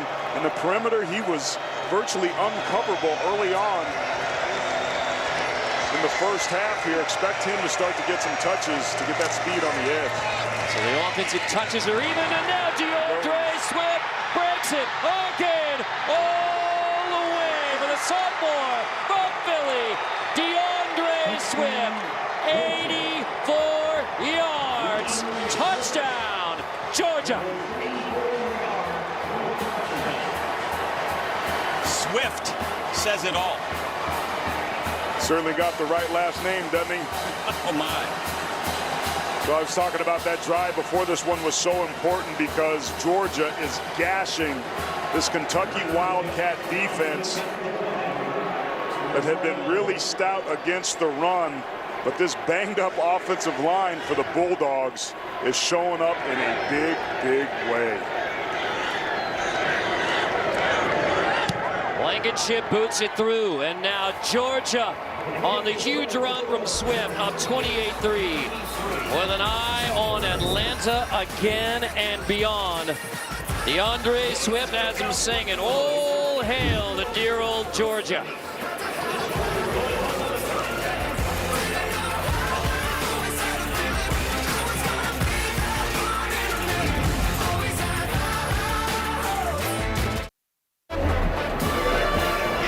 Well, in the Bluegrass State, with all the Wildcat fans in blue, it's pretty easy to identify the brave Georgia fans who now have bragging rights on their buddies in the row. It's so not far. exactly Where's Waldo. No. Yeah, big runs don't happen in a vacuum. Here's Trey Hill, the center, creating that nice wave, but take a look right here. J.J. Jeremiah Holloman doing a good job coming in and blocking and sealing Mike Edwards, the safety. Lonnie Johnson, the corner, has to replace when his safety gets taken up by the wide receiver. He has to replace him. He's got to have the same tailback eyes that the tailback has. Unfortunately, he was out of position, and the rest, as they say, is history. For that 83-yard touchdown run, Swift has his career high. Blankenship's kickoff is another touchback. No chance for big run back like Kadarius Toney in Jacksonville. CBS Super Bowl season continues tomorrow. Regional action including a bitter rivalry. Pittsburgh, Baltimore. Two young guns battle it out. Patrick Mahomes and the Chiefs against Baker Mayfield and the Browns. Check your local listings. And kick off your day with the NFL Today, presented by Jeep at noon Eastern. Mr. Mahomes has been just fun to watch. Eddie Grant has to come out of his original game plan now. Down 25, you've got to start getting some chunks, which means Terry Wilson's arm is going to be more of a factor here. Look for up-tempo, look for them to try to loosen this thing up a bit. Wilson throwing on first down. It is caught. That was a tight jump ball caught by C.J. Conrad, who had the game winner at Missouri, the 10th TD catch of his career. And that was Tate Crowder, the glue player on defense and special teams that was in coverage there. Wilson was extremely accurate in the first half, completing a lot of his balls. But to your point, Rick, I think they've got to do a better job of pushing the football down the field, and tempo will help them, just like it did at the end of the Missouri game. 12 completions and only 86 yards for Wilson. Benny Snell Jr. Nothing there. Jonathan Ledbetter loads up on Benny Snell. Well, got it up. First down. Yeah, first down. Just got just enough. First down, Kentucky. These plays got to start coming in a little quicker. There's got to feel some rhythm. They're going to climb back into this game. They're not only going to need some good play on the field, but they're going to need some energy from these fans. Look at that. Kentucky averaging 214 yards per game, fourth in the conference. Only 68 today against this banged-up Bulldog defense. Kentucky forced into throwing their last in the SEC passing yards a game. Wilson eludes the first man, and now Wilson goes on the roll. And a missed opportunity by Tate Crowder in the backfield had Wilson lined up.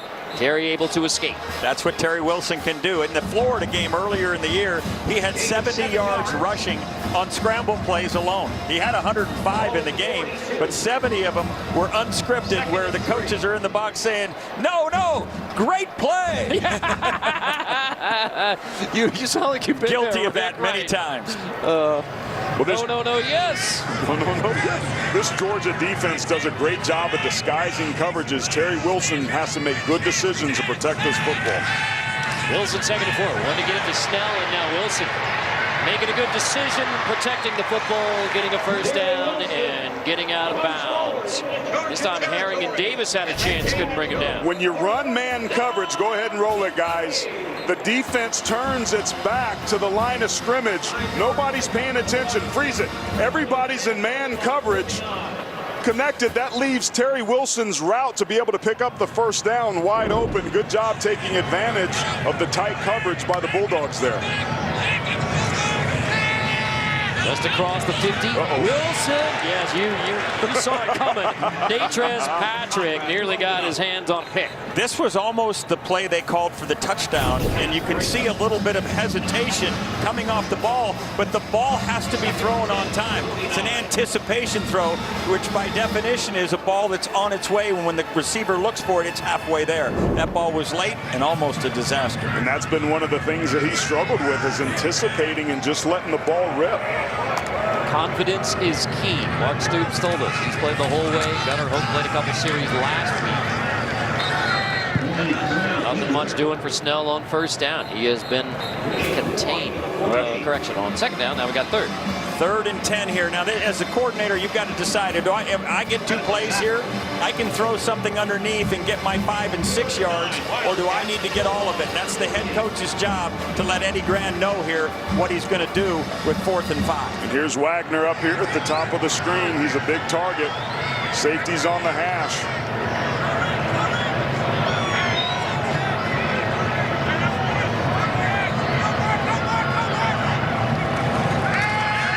On 3rd and 9, pressure picked up. Wilson releases. Pass interference coming on DeAndre Baker, and locked up with Wagner. Aaron, just what you saw. Yeah, we talked about that matchup. We saw it early in the game. Defense, number 18, 15-yard penalty. This is such a hard job for the defender, because you're trying to do everything right, and you're trying to have the same right to the football that the offensive player does, but hands almost always go the way of the defender. And I see why Kirby Smart is upset. It looked like Wagner was the one that pulled DeAndre Baker down. I think looking at that again, that was pretty clean coverage. That's what I just said. It almost always goes against the defender. It's Wagner right there with that right hand on that shoulder pad cap, and that's what's got Kirby Smart so frustrated, and he's right. Wilson to the outside, that's Bowden. Blockers, Bowden inside the 20, inside the 15. Say this about Wagner, he doesn't have a catch yet, but he's drawn 2 big flags. One in Columbia, one here on DeAndre Baker. And Rick, I'm not surprised to see Lynn Bowden get back into this football game. He was such a playmaker. He's a guy that can give him a spark. We saw what he was able to do on the punt return. Give him the football in space and let him make plays against this athletic defense like he just did there. Nearly the first explosive play, explosive defined by 20 yards or more. Wilson 1st and 10, fake to Snell, keep it, ridden down just inside the 10. Richard LeCount makes the stop. Down here in the red zone, a quarterback's legs can be deadly. That's the fake toss back to the quarterback power.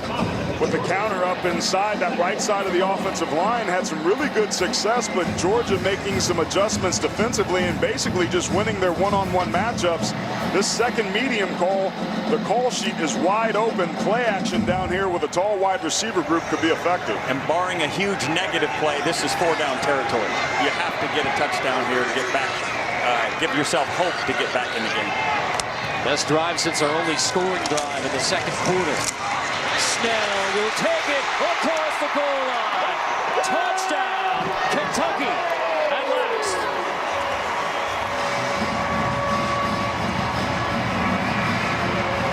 A brilliant drive.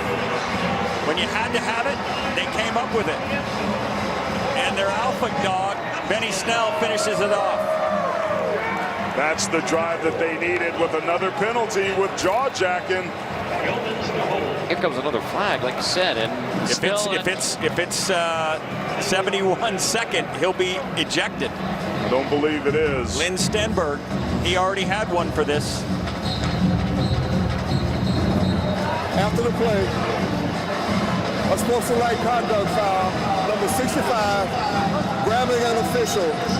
Wow. Number 65 is disqualified. 15-yard penalty will be enforced on the kickoff.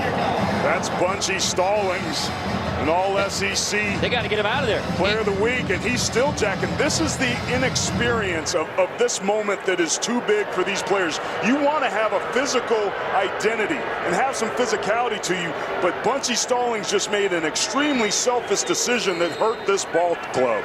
So West at safety has been ejected for targeting. And now Bunchy Stallings for grabbing an official. He's been ejected on offense for Kentucky. And just when the Cats were ready to celebrate, finally getting in the end zone, and Snell getting 1,000 yards. Stallings is booted, and you look up at the scoreboard and say, hey, we got 7. But we still trail in this game by 18 points, and it is getting late in Lexington.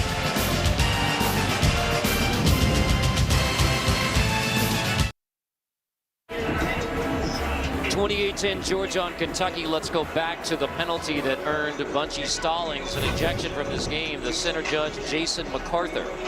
There's Stallings there, and you see Jason MacArthur, their jaw jack, and he's trying to get the situation closed down. He's talking to Stallings. Stallings frustrated right there with the open hand slap to the stomach. Drew the penalty.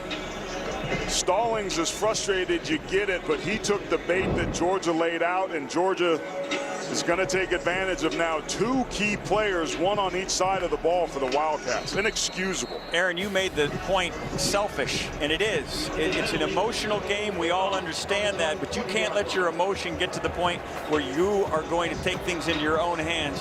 Bunchy Stallings, too important to this team to do that and lose his opportunity to continue in this ball game. Kennis boots it away. Inside the 15, a chance for Hardman across the 35, and Hardman to near the 40-yard line on the short kickoff. Let's take a look at the GMC game changer. D'Andre Swift has certainly been that. Well, he is a player that has an innate ability to put his foot in the ground and make people miss. He changes direction at full speed, here dragging defenders after making people miss, Rick, and then the big 63-yarder thanks to some good blocking. Yeah, he has all the tools, right? That play before, it looks like he's a skier, just absolutely hitting the mogul and then crushing it downhill. Unbelievable weapon, and obviously fully healthy now. Now it's Elijah Holyfield's turn in the backfield. He already has a touchdown run as well. Holyfield gets a couple. You know, you think about this a couple years ago, Georgia came here and Mays is down. The true freshman that's playing for the injured Ben Cleveland, who is here on site and dressed, and we may see if Mays can't come back into this game. But man, another brutal injury potentially for this Georgia offensive line. Dogs have already lost Lamont Gilliard at center, and now right guard Cade Mays is down. Cade Mays headed to the sideline, and Aaron, the injuries on the Georgia offensive line are starting to mount. They certainly are. They're down Lamont Gilliard, who left the game earlier. There you see Mays, and it's hard to see what happens there, but Rick, you know better than anybody. Rolled into his back of his legs right here. There's just some crazy stuff that goes down inside there. This offensive line is going to need to finish this game out. Going to be some new faces, I think. It's Kendall Baker is going to be the replacement. And Justin Fields is in at quarterback on 2nd and 8. So Baker in at right guard. Handing off Holyfield, right side. Holyfield near the 45, easily picking up a first down. And how about that? Jim Chaney putting in the backup quarterback and running to the right side where you just lost your starting right guard. Talk about having continuity up front. This offensive line is the bread and butter. The identity of this team is to be physical in the trenches. And Georgia doing a masterful job against one of the better defenses in the entire country this afternoon. Empty formation here. Look for Fields to take off. Watch his legs. Sure enough, Fields, he slips and then slips through. And takes a palm. That was close, really close to late.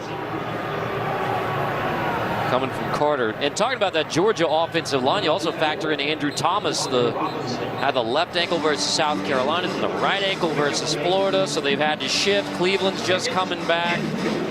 Gilliard's gone down. That's led to Hill playing at center. 2 turnovers on awkward snaps. Mays is down. And yet, through it all, Georgia's rolling up near 300 yards at the end of the 3rd quarter. Against the #1 scoring defense in the country. Holyfield Cut back, 2nd and 2. Easily first down, shoved out. The Dogs just keep on running against the Cats. Somewhere this spring, this film's going to be on in high schools across the country, teaching crack replace principles. Wide receivers coming in to block safeties, corners have to be in position to replace the safety as a tackler. They have not done so nearly well enough today, and that's the reason Georgia is having their way. And it goes back to their wide receivers being absolutely into the blocking piece of this offense. And that was Tyler Simmons, and that's the expectation in that room, a bar raised by Ridley and Holloman. Those numbers against the Cats easily the season high. Harrion wrestled down this time, and that was Devontae Robinson with a nice tackle. These are the type of ball games when you're on the road. We're at the tail end of the 3rd quarter. They may get one more playoff, but Georgia's now going to start to go into a little bit of ball control Absolutely. mode. I was just going to say it. This is where Kirby whispers to Jim Chaney, hey, don't want you to take the foot off the gas pedal, but we can take a little bit more time between plays. So they will take it down inside of 10 seconds before they snap it. Fromm goes under center. 2nd and 5. Fake it to Harrion. Fromm on the roll. That's complete. On the edge and lost out of bounds, but it was out of bounds. Godwin makes the grab. He's short of the first down. Kentucky had allowed only 6 rushing touchdowns on the season through 8 games. Through 3 quarters, Georgia has 3 rushing touchdowns. Tack on a passing touchdown by Jake Fromm, and despite the TD for Kentucky here in the 3rd, we go to the 4th quarter. Georgia is closing in on another trip to the SEC championship game. Headed to the 4th, 28-10, Dogs.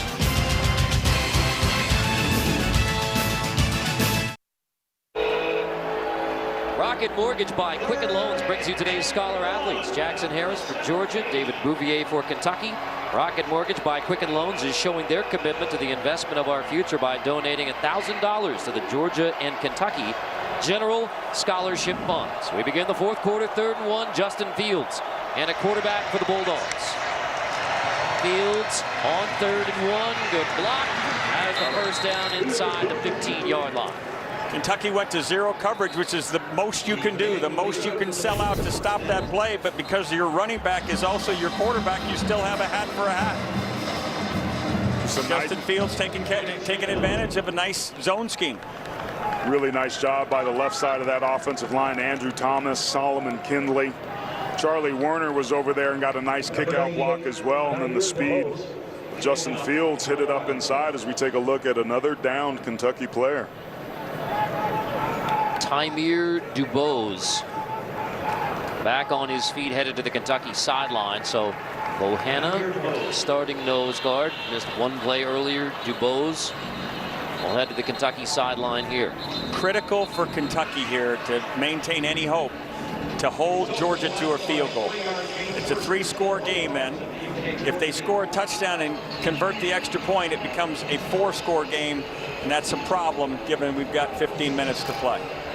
Let's say it's a big problem. Yeah, this is a team that's been no stranger to comebacks, but it's not built with an offense that can do so to close those leads in short periods of time. That's what was so impressive about that last drive against Missouri a week ago. From 1st and 10, fake it. Fromm looking back across where to go with the football. It is caught short gain, but Simmons manages to haul it in at the 11. What a fantastic job by Fromm, just extending that play and giving it a chance. Let's check in with John. Well, guys, yet another offensive lineman for Georgia going down who will not return. Cade Mays, we saw him leave the game a short while ago. A right shoulder injury. He will not return to this game, guys. Yikes. It's a great job by Tyler Simmons, just holding position on the sideline there and making a secure catch. But Fromm wanted to go backside, took a peek, and said, let me just come front side. It was designed to throw a throwback. It wasn't there. That's the experience factor of Jake Fromm. Excellent job. And yet he's only a sophomore. Swift shaking his way inside the 5. Edwards makes the stop. Close to 1st and goal. We will see. Size of Georgia just wearing down this Kentucky front. Watch these combination blocks backside, just get up to that second level. I mean, you can't block it any better than that. You see Kendall Baker, the senior who's put his time in, played some left tackle a week ago, went down in the game. Now he's playing right guard, making huge blocks. 1st and goal. Dogs. Swift just short. Georgia has been perfect in the red zone. Bohanna and Jordan Jones on the stop. 2nd and goal. You go back to when Kirby Smart got the job at Georgia. One of his first hires was Jim Chaney, and his second hire was get Jim Chaney to go to Arkansas and get Sam Pittman, the offensive line coach. Brett Bielema was sick about it, but Sam Pittman has had a real impact on this program. 2nd and goal. Swift stood up, Swift back. So you got 3rd and goal coming. Well, here we are on the goal line again. I think Georgia wants to get that taste out of its mouth. 7 plays. They got stopped down here on one of the most impressive goal line stands by Florida's defense. Make no mistake about it. This is important not only to this game, but to their pride. On 3rd and goal, Cobb looking for the sneak, and he is short. It will be 4th and goal for the Dogs again. This is looking like Jacksonville all over again. What to do, what to do. I think Kirby Smart, well, I tell you what he's going to do. He's sending his kick team. Get that 21-point lead. I hate it. Come on, Kirby. He doesn't what like are you it either. Doing? He's angry again. That's the worst thing you can do with an offensive line. These guys have been lathered up. It was a sneak. Let them come off the ball and bow their back. They've been doing a good job all game long. You understand the call, but it's decisions like this that like offend. A true O-lineman. I'm going to speak like a head coach. He's doing the right thing here. Oh my gosh, that is heartbreaking to the big dudes up front who have played extremely, extremely well here in this ball game. Chip shot for Rodrigo Blankenship. Kentucky would need 3 touchdowns in 12-15. Man, hand the ball to DeAndre Swift. They ain't been able to tackle him yet. All right, let me let it go. It's nicey.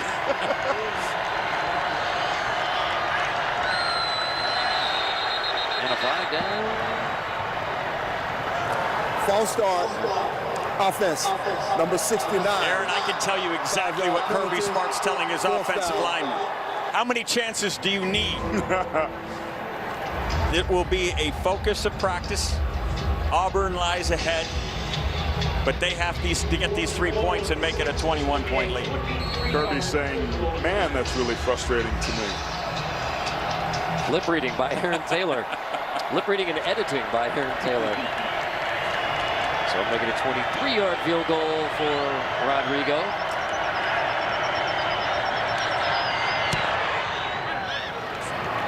The field goal is good. So Georgia at the goal line. The discussion continues between Jim Chaney, Kirby Smart, Mark Stoops. Happy they held the 3. Cats a glimmer of hope at 31-10. And now it's time for our ExxonMobil game recap with the SEC East title on the line. Sellout crowd here at Kroger Field in Lexington, Kentucky. But it was Mecole Hardman who got it rolling for the Dogs with a 65-yard punt return, allowing Jake Fromm and the offense to go just 4 plays and 23 yards for the first touchdown.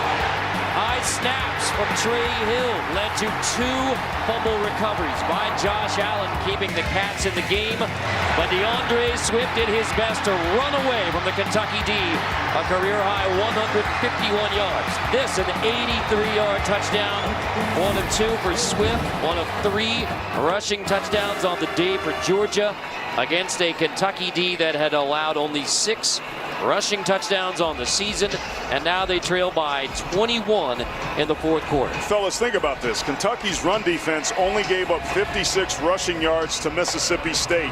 Texas A&M had the most at 164 in their last 2 games combined with Vandy and Missouri. They only gave up 152 yards. Georgia is having by far the most success that Kentucky has allowed all season long, and they don't look like they're done yet. If we were giving the analogy of a children's game to this game, it wasn't going to be hide and seek. It was going to be tug of war. This was going to be who could win the mosh pit, and Georgia clearly has dominated in the trenches. Cats and Dogs, Peter Vinkman's favorite SEC matchup. Blankenship's kick, another touchback. Chance to tell you that this Tuesday, Colbert's going live. Stephen breaks down the midterms as only he can. Don't miss a special election night late show live Tuesday on CBS. All right, boys, Kentucky's got to go up tempo. Yep. You got to score 3 times. I know they've gone no huddle the entire game, but Eddie Grant's going to have to speed this up, and Terry Wilson's going to have to be spot on, because you can't go backwards when you need scores and you need them quickly. There's Lynn Bowden in the slot. They got to get him some touches. Wilson looks to Bowden coming up. So now Wilson on the run again. Wilson scrambling, dumps it out of bounds. Let's go to Adam Zucker in our New York studio for a Zaxby's update. All right, Carter, Missouri in the swamp. Drew Lock 0-9 all time against ranked teams, but throws his second touchdown of the day to Cam Scott. It is 28-10 right now. Tigers on top midway through the third quarter. Back to you. What a huge bounce back game for Drew Lock in Missouri, who didn't have a first down in the second half against the Cats. Wilson lines up on 2nd and 10. Complete. First down, Kentucky. Richardson on the ground. It's called a snag pattern. You have the outside receiver come inside, just sit down. You have a flat off it and a corner behind it. You just read off the squeeze. Wilson does a nice job of taking the snag. That's only Richardson's 5th catch of the year, and what you like about that feel route, some measure of hurry up, don't you, Aaron? That's what he seemed to do really well with in the last week against Missouri. Probably his best drive of the season throwing the football. The outside across the 50, first down. That's Richardson again. It's you said he just had his 5th catch, now it's 6. Well, he's somebody that they've wanted to get involved in the offense, but it really seemed like Wilson was locked into Bowden. Dorian Baker's also somebody that has some explosivity to him. These guys have to find a way to push the football down the field. This is an extremely good secondary by Georgia. This little dink and dunks aren't going to make up this 3-touchdown lead that the Bulldogs have. And you know Mel Tucker knows that too. Here's the snag again. There Wilson, set! Loose football, but he was down. Monty Rice. Yep, Monty Rice gets the sack. I asked Mel Tucker this week, is Monty Rice the next Roquan Smith? Obviously the great linebacker who left a year ago to join the Chicago Bears as a top 10 pick. He says, I don't want to put that on him, but if you're asking if he's real good, he's real good. It's just great scheme right there. It was full slide protection, meaning everybody's going to their left on the offensive line. Nobody's there to pick up Rice, and that's their 3rd sack of the day. 4th. Georgia came into this game with only 10 and were dead last in the SEC. They've been balling out. So Wilson 2nd and 23 to the outside. That is complete. What a great throw. Yep. What a great throw. When you can throw from the middle of the field or even closer to the far hash and hit something on the sideline, 15, 20 yards down the field, that's called NFL caliber arm strength. And I like what I'm seeing out of Terry Wilson. We enjoyed our conversation with him. He's a young kid, but his future is extremely bright. On 3rd and 5, where he's been perfect. Stands in the pocket, delivers. Good patience. Finds A.J. Rose for a first down to near the 30. Great job of getting all the way through his read, not panicking. Again, dual threat quarterbacks usually resort to their strength, right? Their legs. Look at him just flick that thing out. He's trying to, that's called getting the baby out of the burning house. And that was his 3rd backside read, something that offensive coordinator Eddie Graham told us they weren't going to let him do. Got a wheel route. After all, Rose somehow holds it in. Rose goes rolling. He is in. Touchdown. A.J. Rose with the juggling TD catch and run for the Cats. This ball should have been a back shoulder, but it bounces off the defender's back shoulder back into his hands. Sometimes luck is a wonderful thing. Yes, it is. And A.J. Rose, the backup running back for Benny Snell, gets his hand out there, but just missed that time by Tay Crowder. and just drags defenders. What a heads-up smart play. It's been a special season for Kentucky, and that could be the play that starts to close this gap to get them back into this ball game. Wildcats still showing some life. Gotta love it. We're on for the PAT. Urgency for Kentucky. 51 yards in 3 plays, including A.J. Rose. Somehow keeps 2 hands on it. On U of K. Can they do it again?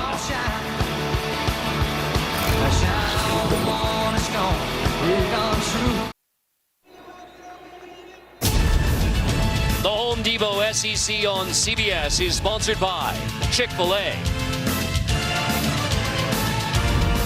ExxonMobil, Aflac, and by Today's Military. Somehow, A.J. Rose into the end zone against the Dogs, and so Kentucky would love to add to this, that miraculous untimed down win in Missouri, just the latest of the incredible comebacks by Kentucky. AT. It certainly was. This team has heart, man. They've earned their way to be in this ball game playing for the SEC East title because they're a senior-laden, experienced group. It hasn't been pretty this year for Kentucky, but they're a seasoned group that plays with a ton of heart, that plays with a chip on their shoulder. I'm not surprised at all that they're trying to crawl their way back into this ball game, but how they manage things from here on out will go a long way to how successful they are. Touchback. Let's check in with Adam Zucker in New York. All right, Carter, 1 spot ahead of the Dogs. Number 5, Michigan, dominating Penn State right now. Tommy Stevens in for Trace McSorley against the nation's top total defense. Brandon Watson with the pick 6 the other way. 28-0 now. Nittany Lions at risk of their first shutout since 2001. That was against Michigan too, guys. Yikes. And yet Georgia at number 6. Still a 2-touchdown lead. And all right, Rick, what are you thinking here as far as clock management timeouts? You're breaking up the final 9 minutes if you're Mark Stoops. You're saying, I need the ball back by 6, which means I may tell Mark House to take some chances he might otherwise not take as a defensive coordinator. Holyfield, left side, pushes across the 30. That banged up Georgia offensive line still pushing the Cats, still pushing them around. And coming up later, we will have the Napa play of the game. This is the worst of all situations if you're Kentucky to leave them 2nd and 1. You would rather have to make a first down so you have another chance to get 3 downs and get them off. They have an opportunity now to bleed all this time and also get themselves a first down. If you're the Bulldogs, it's 4-minute offense mindset. It's taking over at the line of scrimmage. They've done an amazing job of that today. Almost 300 rushing yards. Remember, a year ago, they rushed for almost 400 yards on this defense. It's quite a bit better this year. On 2nd and 1, Holyfield push, moves the chains, first down, Dogs. Chance to run more of that clock. Beatty is down for Kentucky. He made that stop. The senior corner from Tampa.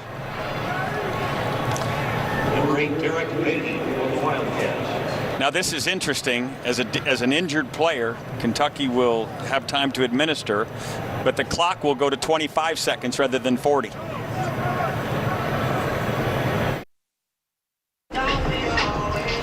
Derek Beatty is on the Kentucky sideline getting attention on the neck. Chris Westry, the senior from Orange Park, Florida, takes his place at corner. Let's go back to today's questions, and Aaron, I would say definitively you got an answer to yours. It's a line of scrimmage league. If you want to win on the road, you have to run the football. The question was whether or not this banged up offensive line from Georgia would get it done, and that answer is clearly yes. 285 yards, a season high so far. And when we talk about who would stay on the field longer, remember the big edge Kentucky had early in the game. 16 and change to just 4 and change for Georgia. Georgia's running game and their ability to kind of take some clock off this deal has almost got it back to even. Just about a minute and a half disparity at this point. Dogs led this game 28-3 midway through the 3rd. Kentucky trying to pull off an epic comeback. Tackling been a problem for Kentucky defensively, and they need to get this ball back. Sometimes when people try to get the ball back, they compromise their tackling skills by trying to get a strip. With the speed that these backs have, I think it's more important for Kentucky to be sure tacklers than to try to rip the ball out. Clock rolling.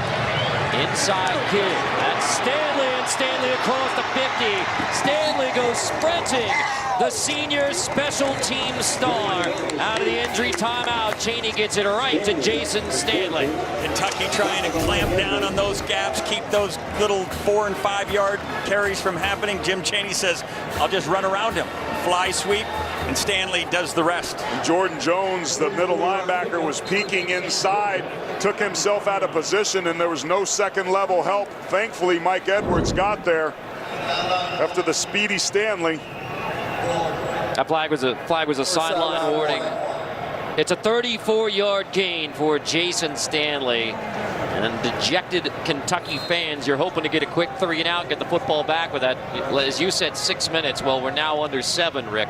And Kirby Smart doesn't need to put the ball in the air anymore. He can run the ball. They're well within Ricardo Blankenship's range. A field goal makes it a 3-score game and can effectively end the hopes for the Wildcats.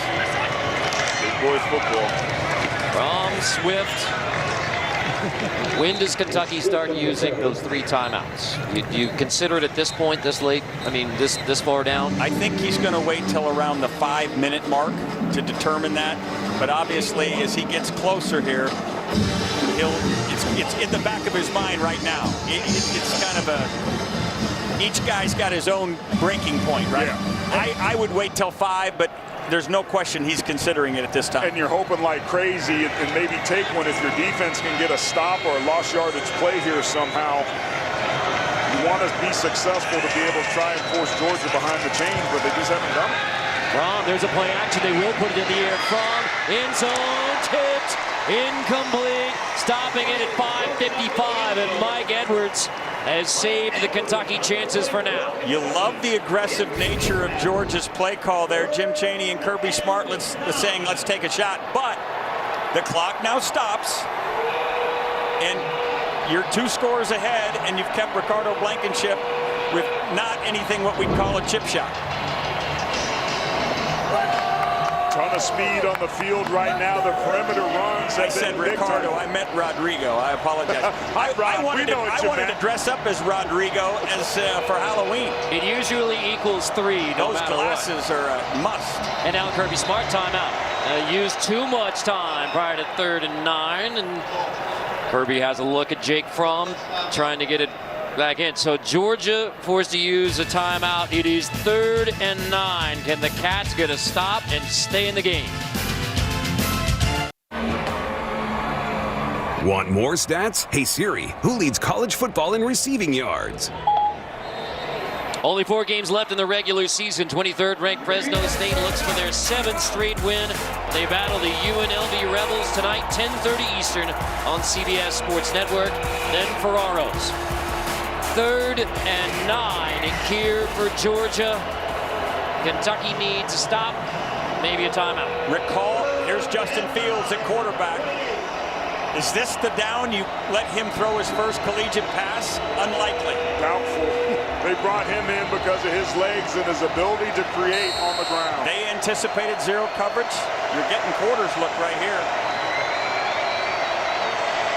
Lots of bodies near the line of scrimmage. Now Fields 3rd and 9, picking his way across the left side. Fields pushing. Unbelievable. Real close on this spot. Fields stretches the football out.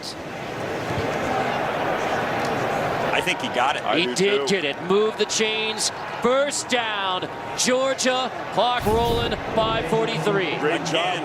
Anticipating 0 coverage, they went to a formation that allowed them to get a hat for a hat, Aaron. And some great blocking up front. Isaac Nada came across in motion, kicked out the end, which created the seam.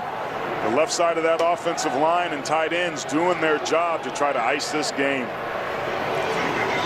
Desperation now for Kentucky. They're hoping for a 3rd fumble recovery. That's 2 of them from Josh Allen.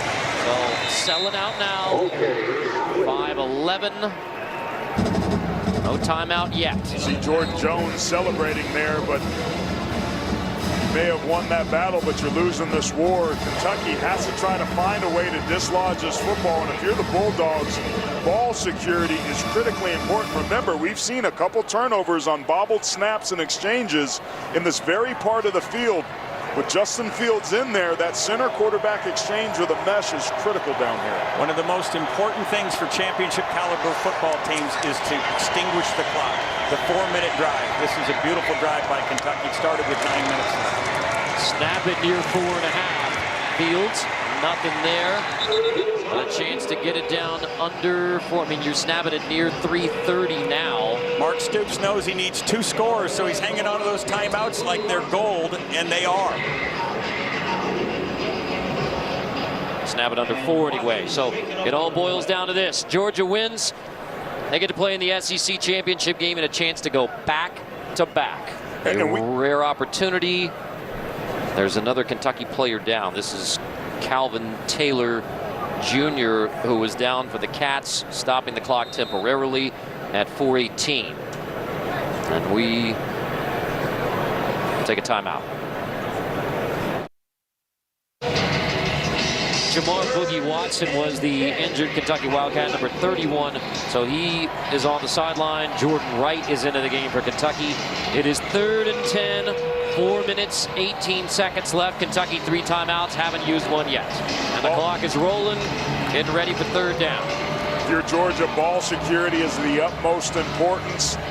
Rick, do you think that the Bulldogs would try to take a shot at the end zone and put this game away and put the ball in harm's way, maybe a back shoulder or a fade where their guy gets it or it's out of bounds? Potentially into the boundary, but I think they have such trust in Rodrigo Blankenship. I think you look for a ball that's going to center this in the center of the field.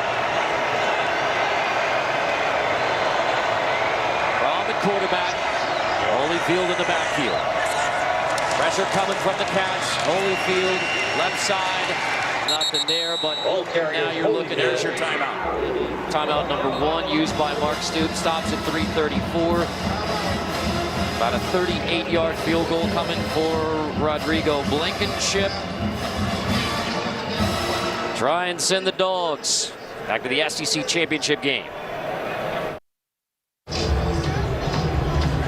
Rodrigo Blankenship, 2016 here, had a game-winning 25-yard field goal as a freshman. He went 4 for 4 in that game, and now a 38-yard field goal to make this a 3-score game.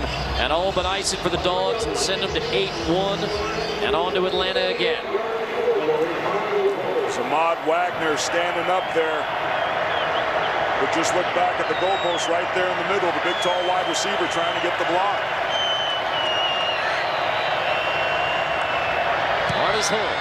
Rodrigo Blankenship's kick is good. 34-17, 3 minutes, 32 seconds left in the 4th. Jake Fromm beginning to lead. A Georgia celebration closing in on the SEC East Division title.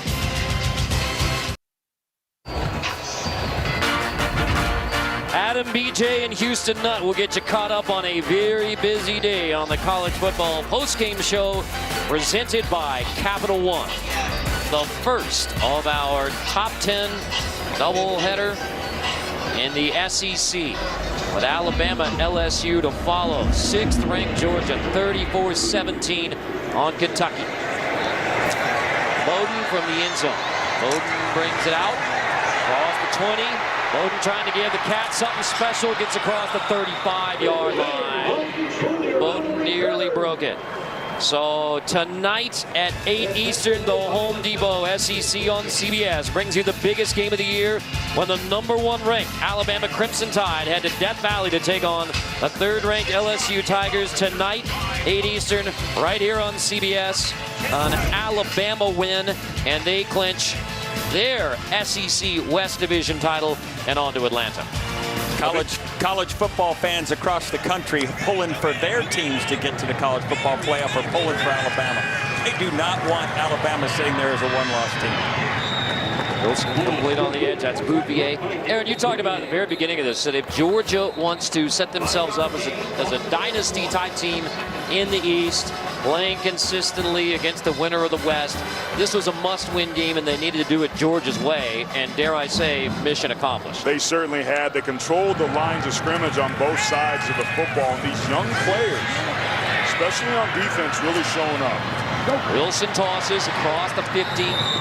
That's Rose again. These last few drives, guys, I've been really impressed with Terry Wilson. He's growing up right before our eyes. Remember, he's going to be the quarterback at Kentucky, barring somebody coming in and taking his job for the next 2 years. I think Eddie Grant and Mark Stoops got to be excited about what he can develop into. There's a big recruiting win over Florida, too, coming out of junior college. That's Rose again. Rose just goes to a knee, couldn't keep his footing. But yeah, that was... I mean, when Dan Mullen got to Florida, he really wanted Terry Wilson. Florida State wanted him as well. And Mark Stoops and his staff did a great job of securing the commitment by Terry Wilson. What I like about him is he's a pocket passer with mobility. He's got that moxie about him. Look at that ball, the location there. Puts it right on the hip of his receiver. Yeah, that control and location was beautiful. It's a good throw, but it's ill-advised. You need to score. You got to get chunks of yardage. You cannot hit balls underneath the sticks and allow the change to continue to go if you're trying to get back into this game. I know it's a long shot, but you need to take shots down the field. Wilson. Pop it out of bounds. That's Conrad. So, in the top 10, you have Georgia right now taking care of business, and 5th-ranked Michigan. Wow. Of the 10 teams, only Oklahoma and Washington State, in my mind, don't control their own destiny. Wilson pumps. Wilson Chase got a minute 45 as Wilson goes running. It all looks good for Wilson and the Cats. Only problem is you're down 34-17. And that's the problem. It's just too little, too late. This offense and the way that they've got it spread out and letting Terry Wilson run and kind of throw the football is exciting. I think it bodes well for the future, but in this ball game with the SEC East on the line, you see Mark Stoops with his arms folded there. He knows it's almost academic from here on out unless something crazy happens with only a minute 43 left. Wilson, 2nd and 1, end zone incomplete. Getting back to that top 10 discussion, Michigan's drubbing of Penn State today is good, obviously, for the Wolverines. It's also great for Notre Dame because Notre Dame owns the only victory over Michigan. And should Notre Dame eventually, Aaron, earmuffs on this, if Notre Dame eventually becomes a one-loss team, if they have a victory over a dominant Wolverine team, it can compare nicely when they're looking at one-loss teams in the committee room. And this is where we disagree, Rick, because if Notre Dame loses, they're not going to be there. They don't have that 13th data point, I don't think, with the conference championship game that is going to allow them to do that. There's no question that week 1 win against Michigan looms large and is impressive. With only 12 games, I think the Irish have to stay undefeated to have a shot. And speaking of national championship implications, Georgia has a 6 next to its name. They will play in Atlanta for the SEC East title, minute 36 away from that, the SEC title, and then beyond. Where does this Georgia team fit into the national championship picture at this point? If they can run the ball like they ran the ball today. Loose football, and that will do it. The Dogs put an exclamation point on a dominant performance in Lexington, Kentucky. Absolutely beautiful effort on both sides of the line of scrimmage by Georgia. And that was considered to be the strength of Kentucky coming into the game. It was a strength-on-strength matchup that Georgia won. This defense that has been down and battered and doesn't have a whole lot of depth. All the leadership that left a year ago rose to the occasion on the road and out-big-backed an extremely physical offensive and defensive line. We talked about Georgia and their run to see if this was a dynasty in the making. This was a must-win for them, and guess what, fellas? They stepped up and rose to the challenge. This Georgia team is for real. Ledbetter has a strip. Clark recovers it. A minute 30. Chance to stop the clock for Kentucky, but that's it. Swift. Now let's get back to that discussion now that it's all but official that Georgia is playing for the SEC championship and where they fit in, Rick, with the national championship picture. Well, the number one issue for Kirby Smart is how quickly can that offensive line get healthy. If they can put together, obviously the results today were off the charts, but if they can get healthy in the offensive front so that they can do battle with an LSU, should it come down to that, if they can do battle with an Alabama, should it come down to the bat, it will be a huge shot in the arm for this particular team because they have the weapons. They have the weapons, and these young kids on defense have absolutely stepped up. That to me is really the story. And this offensive line that is battered and had 2 starters went down just rushed for 332 yards on one of the nation's best defenses. Even banged up, this Georgia team found a way to get it done up front. Sam Pittman, the offensive line coach, should be commended. Think about this freshman infusion on defense. Jordan Davis played in the defensive trenches. Brenton Cox, Tyson Campbell, Devontae Wyatt, Adam Anderson, Channing Tindall, Otis Reese. All of those true freshmen played a part in today's game and will continue to play bigger roles as the Bulldog season continues. 34-17, Georgia over Kentucky. Glory, glory, the Dogs will play for the SEC title again.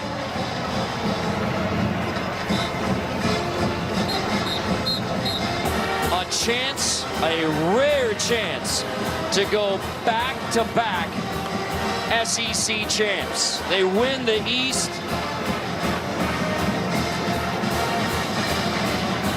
They pushed around the 9th-ranked Kentucky Wildcats.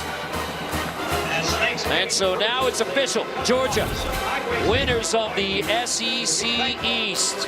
Alabama has a chance to clinch the West tonight against the Tigers. A hearty congratulations to the Bulldogs.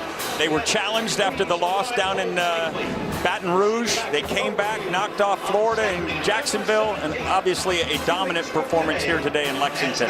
They better be ready for Auburn. Auburn's going to feel good after that win today against Texas A&M. And they certainly are, and they've got a defensive line that would love to take advantage of an offensive line that's a little banged up.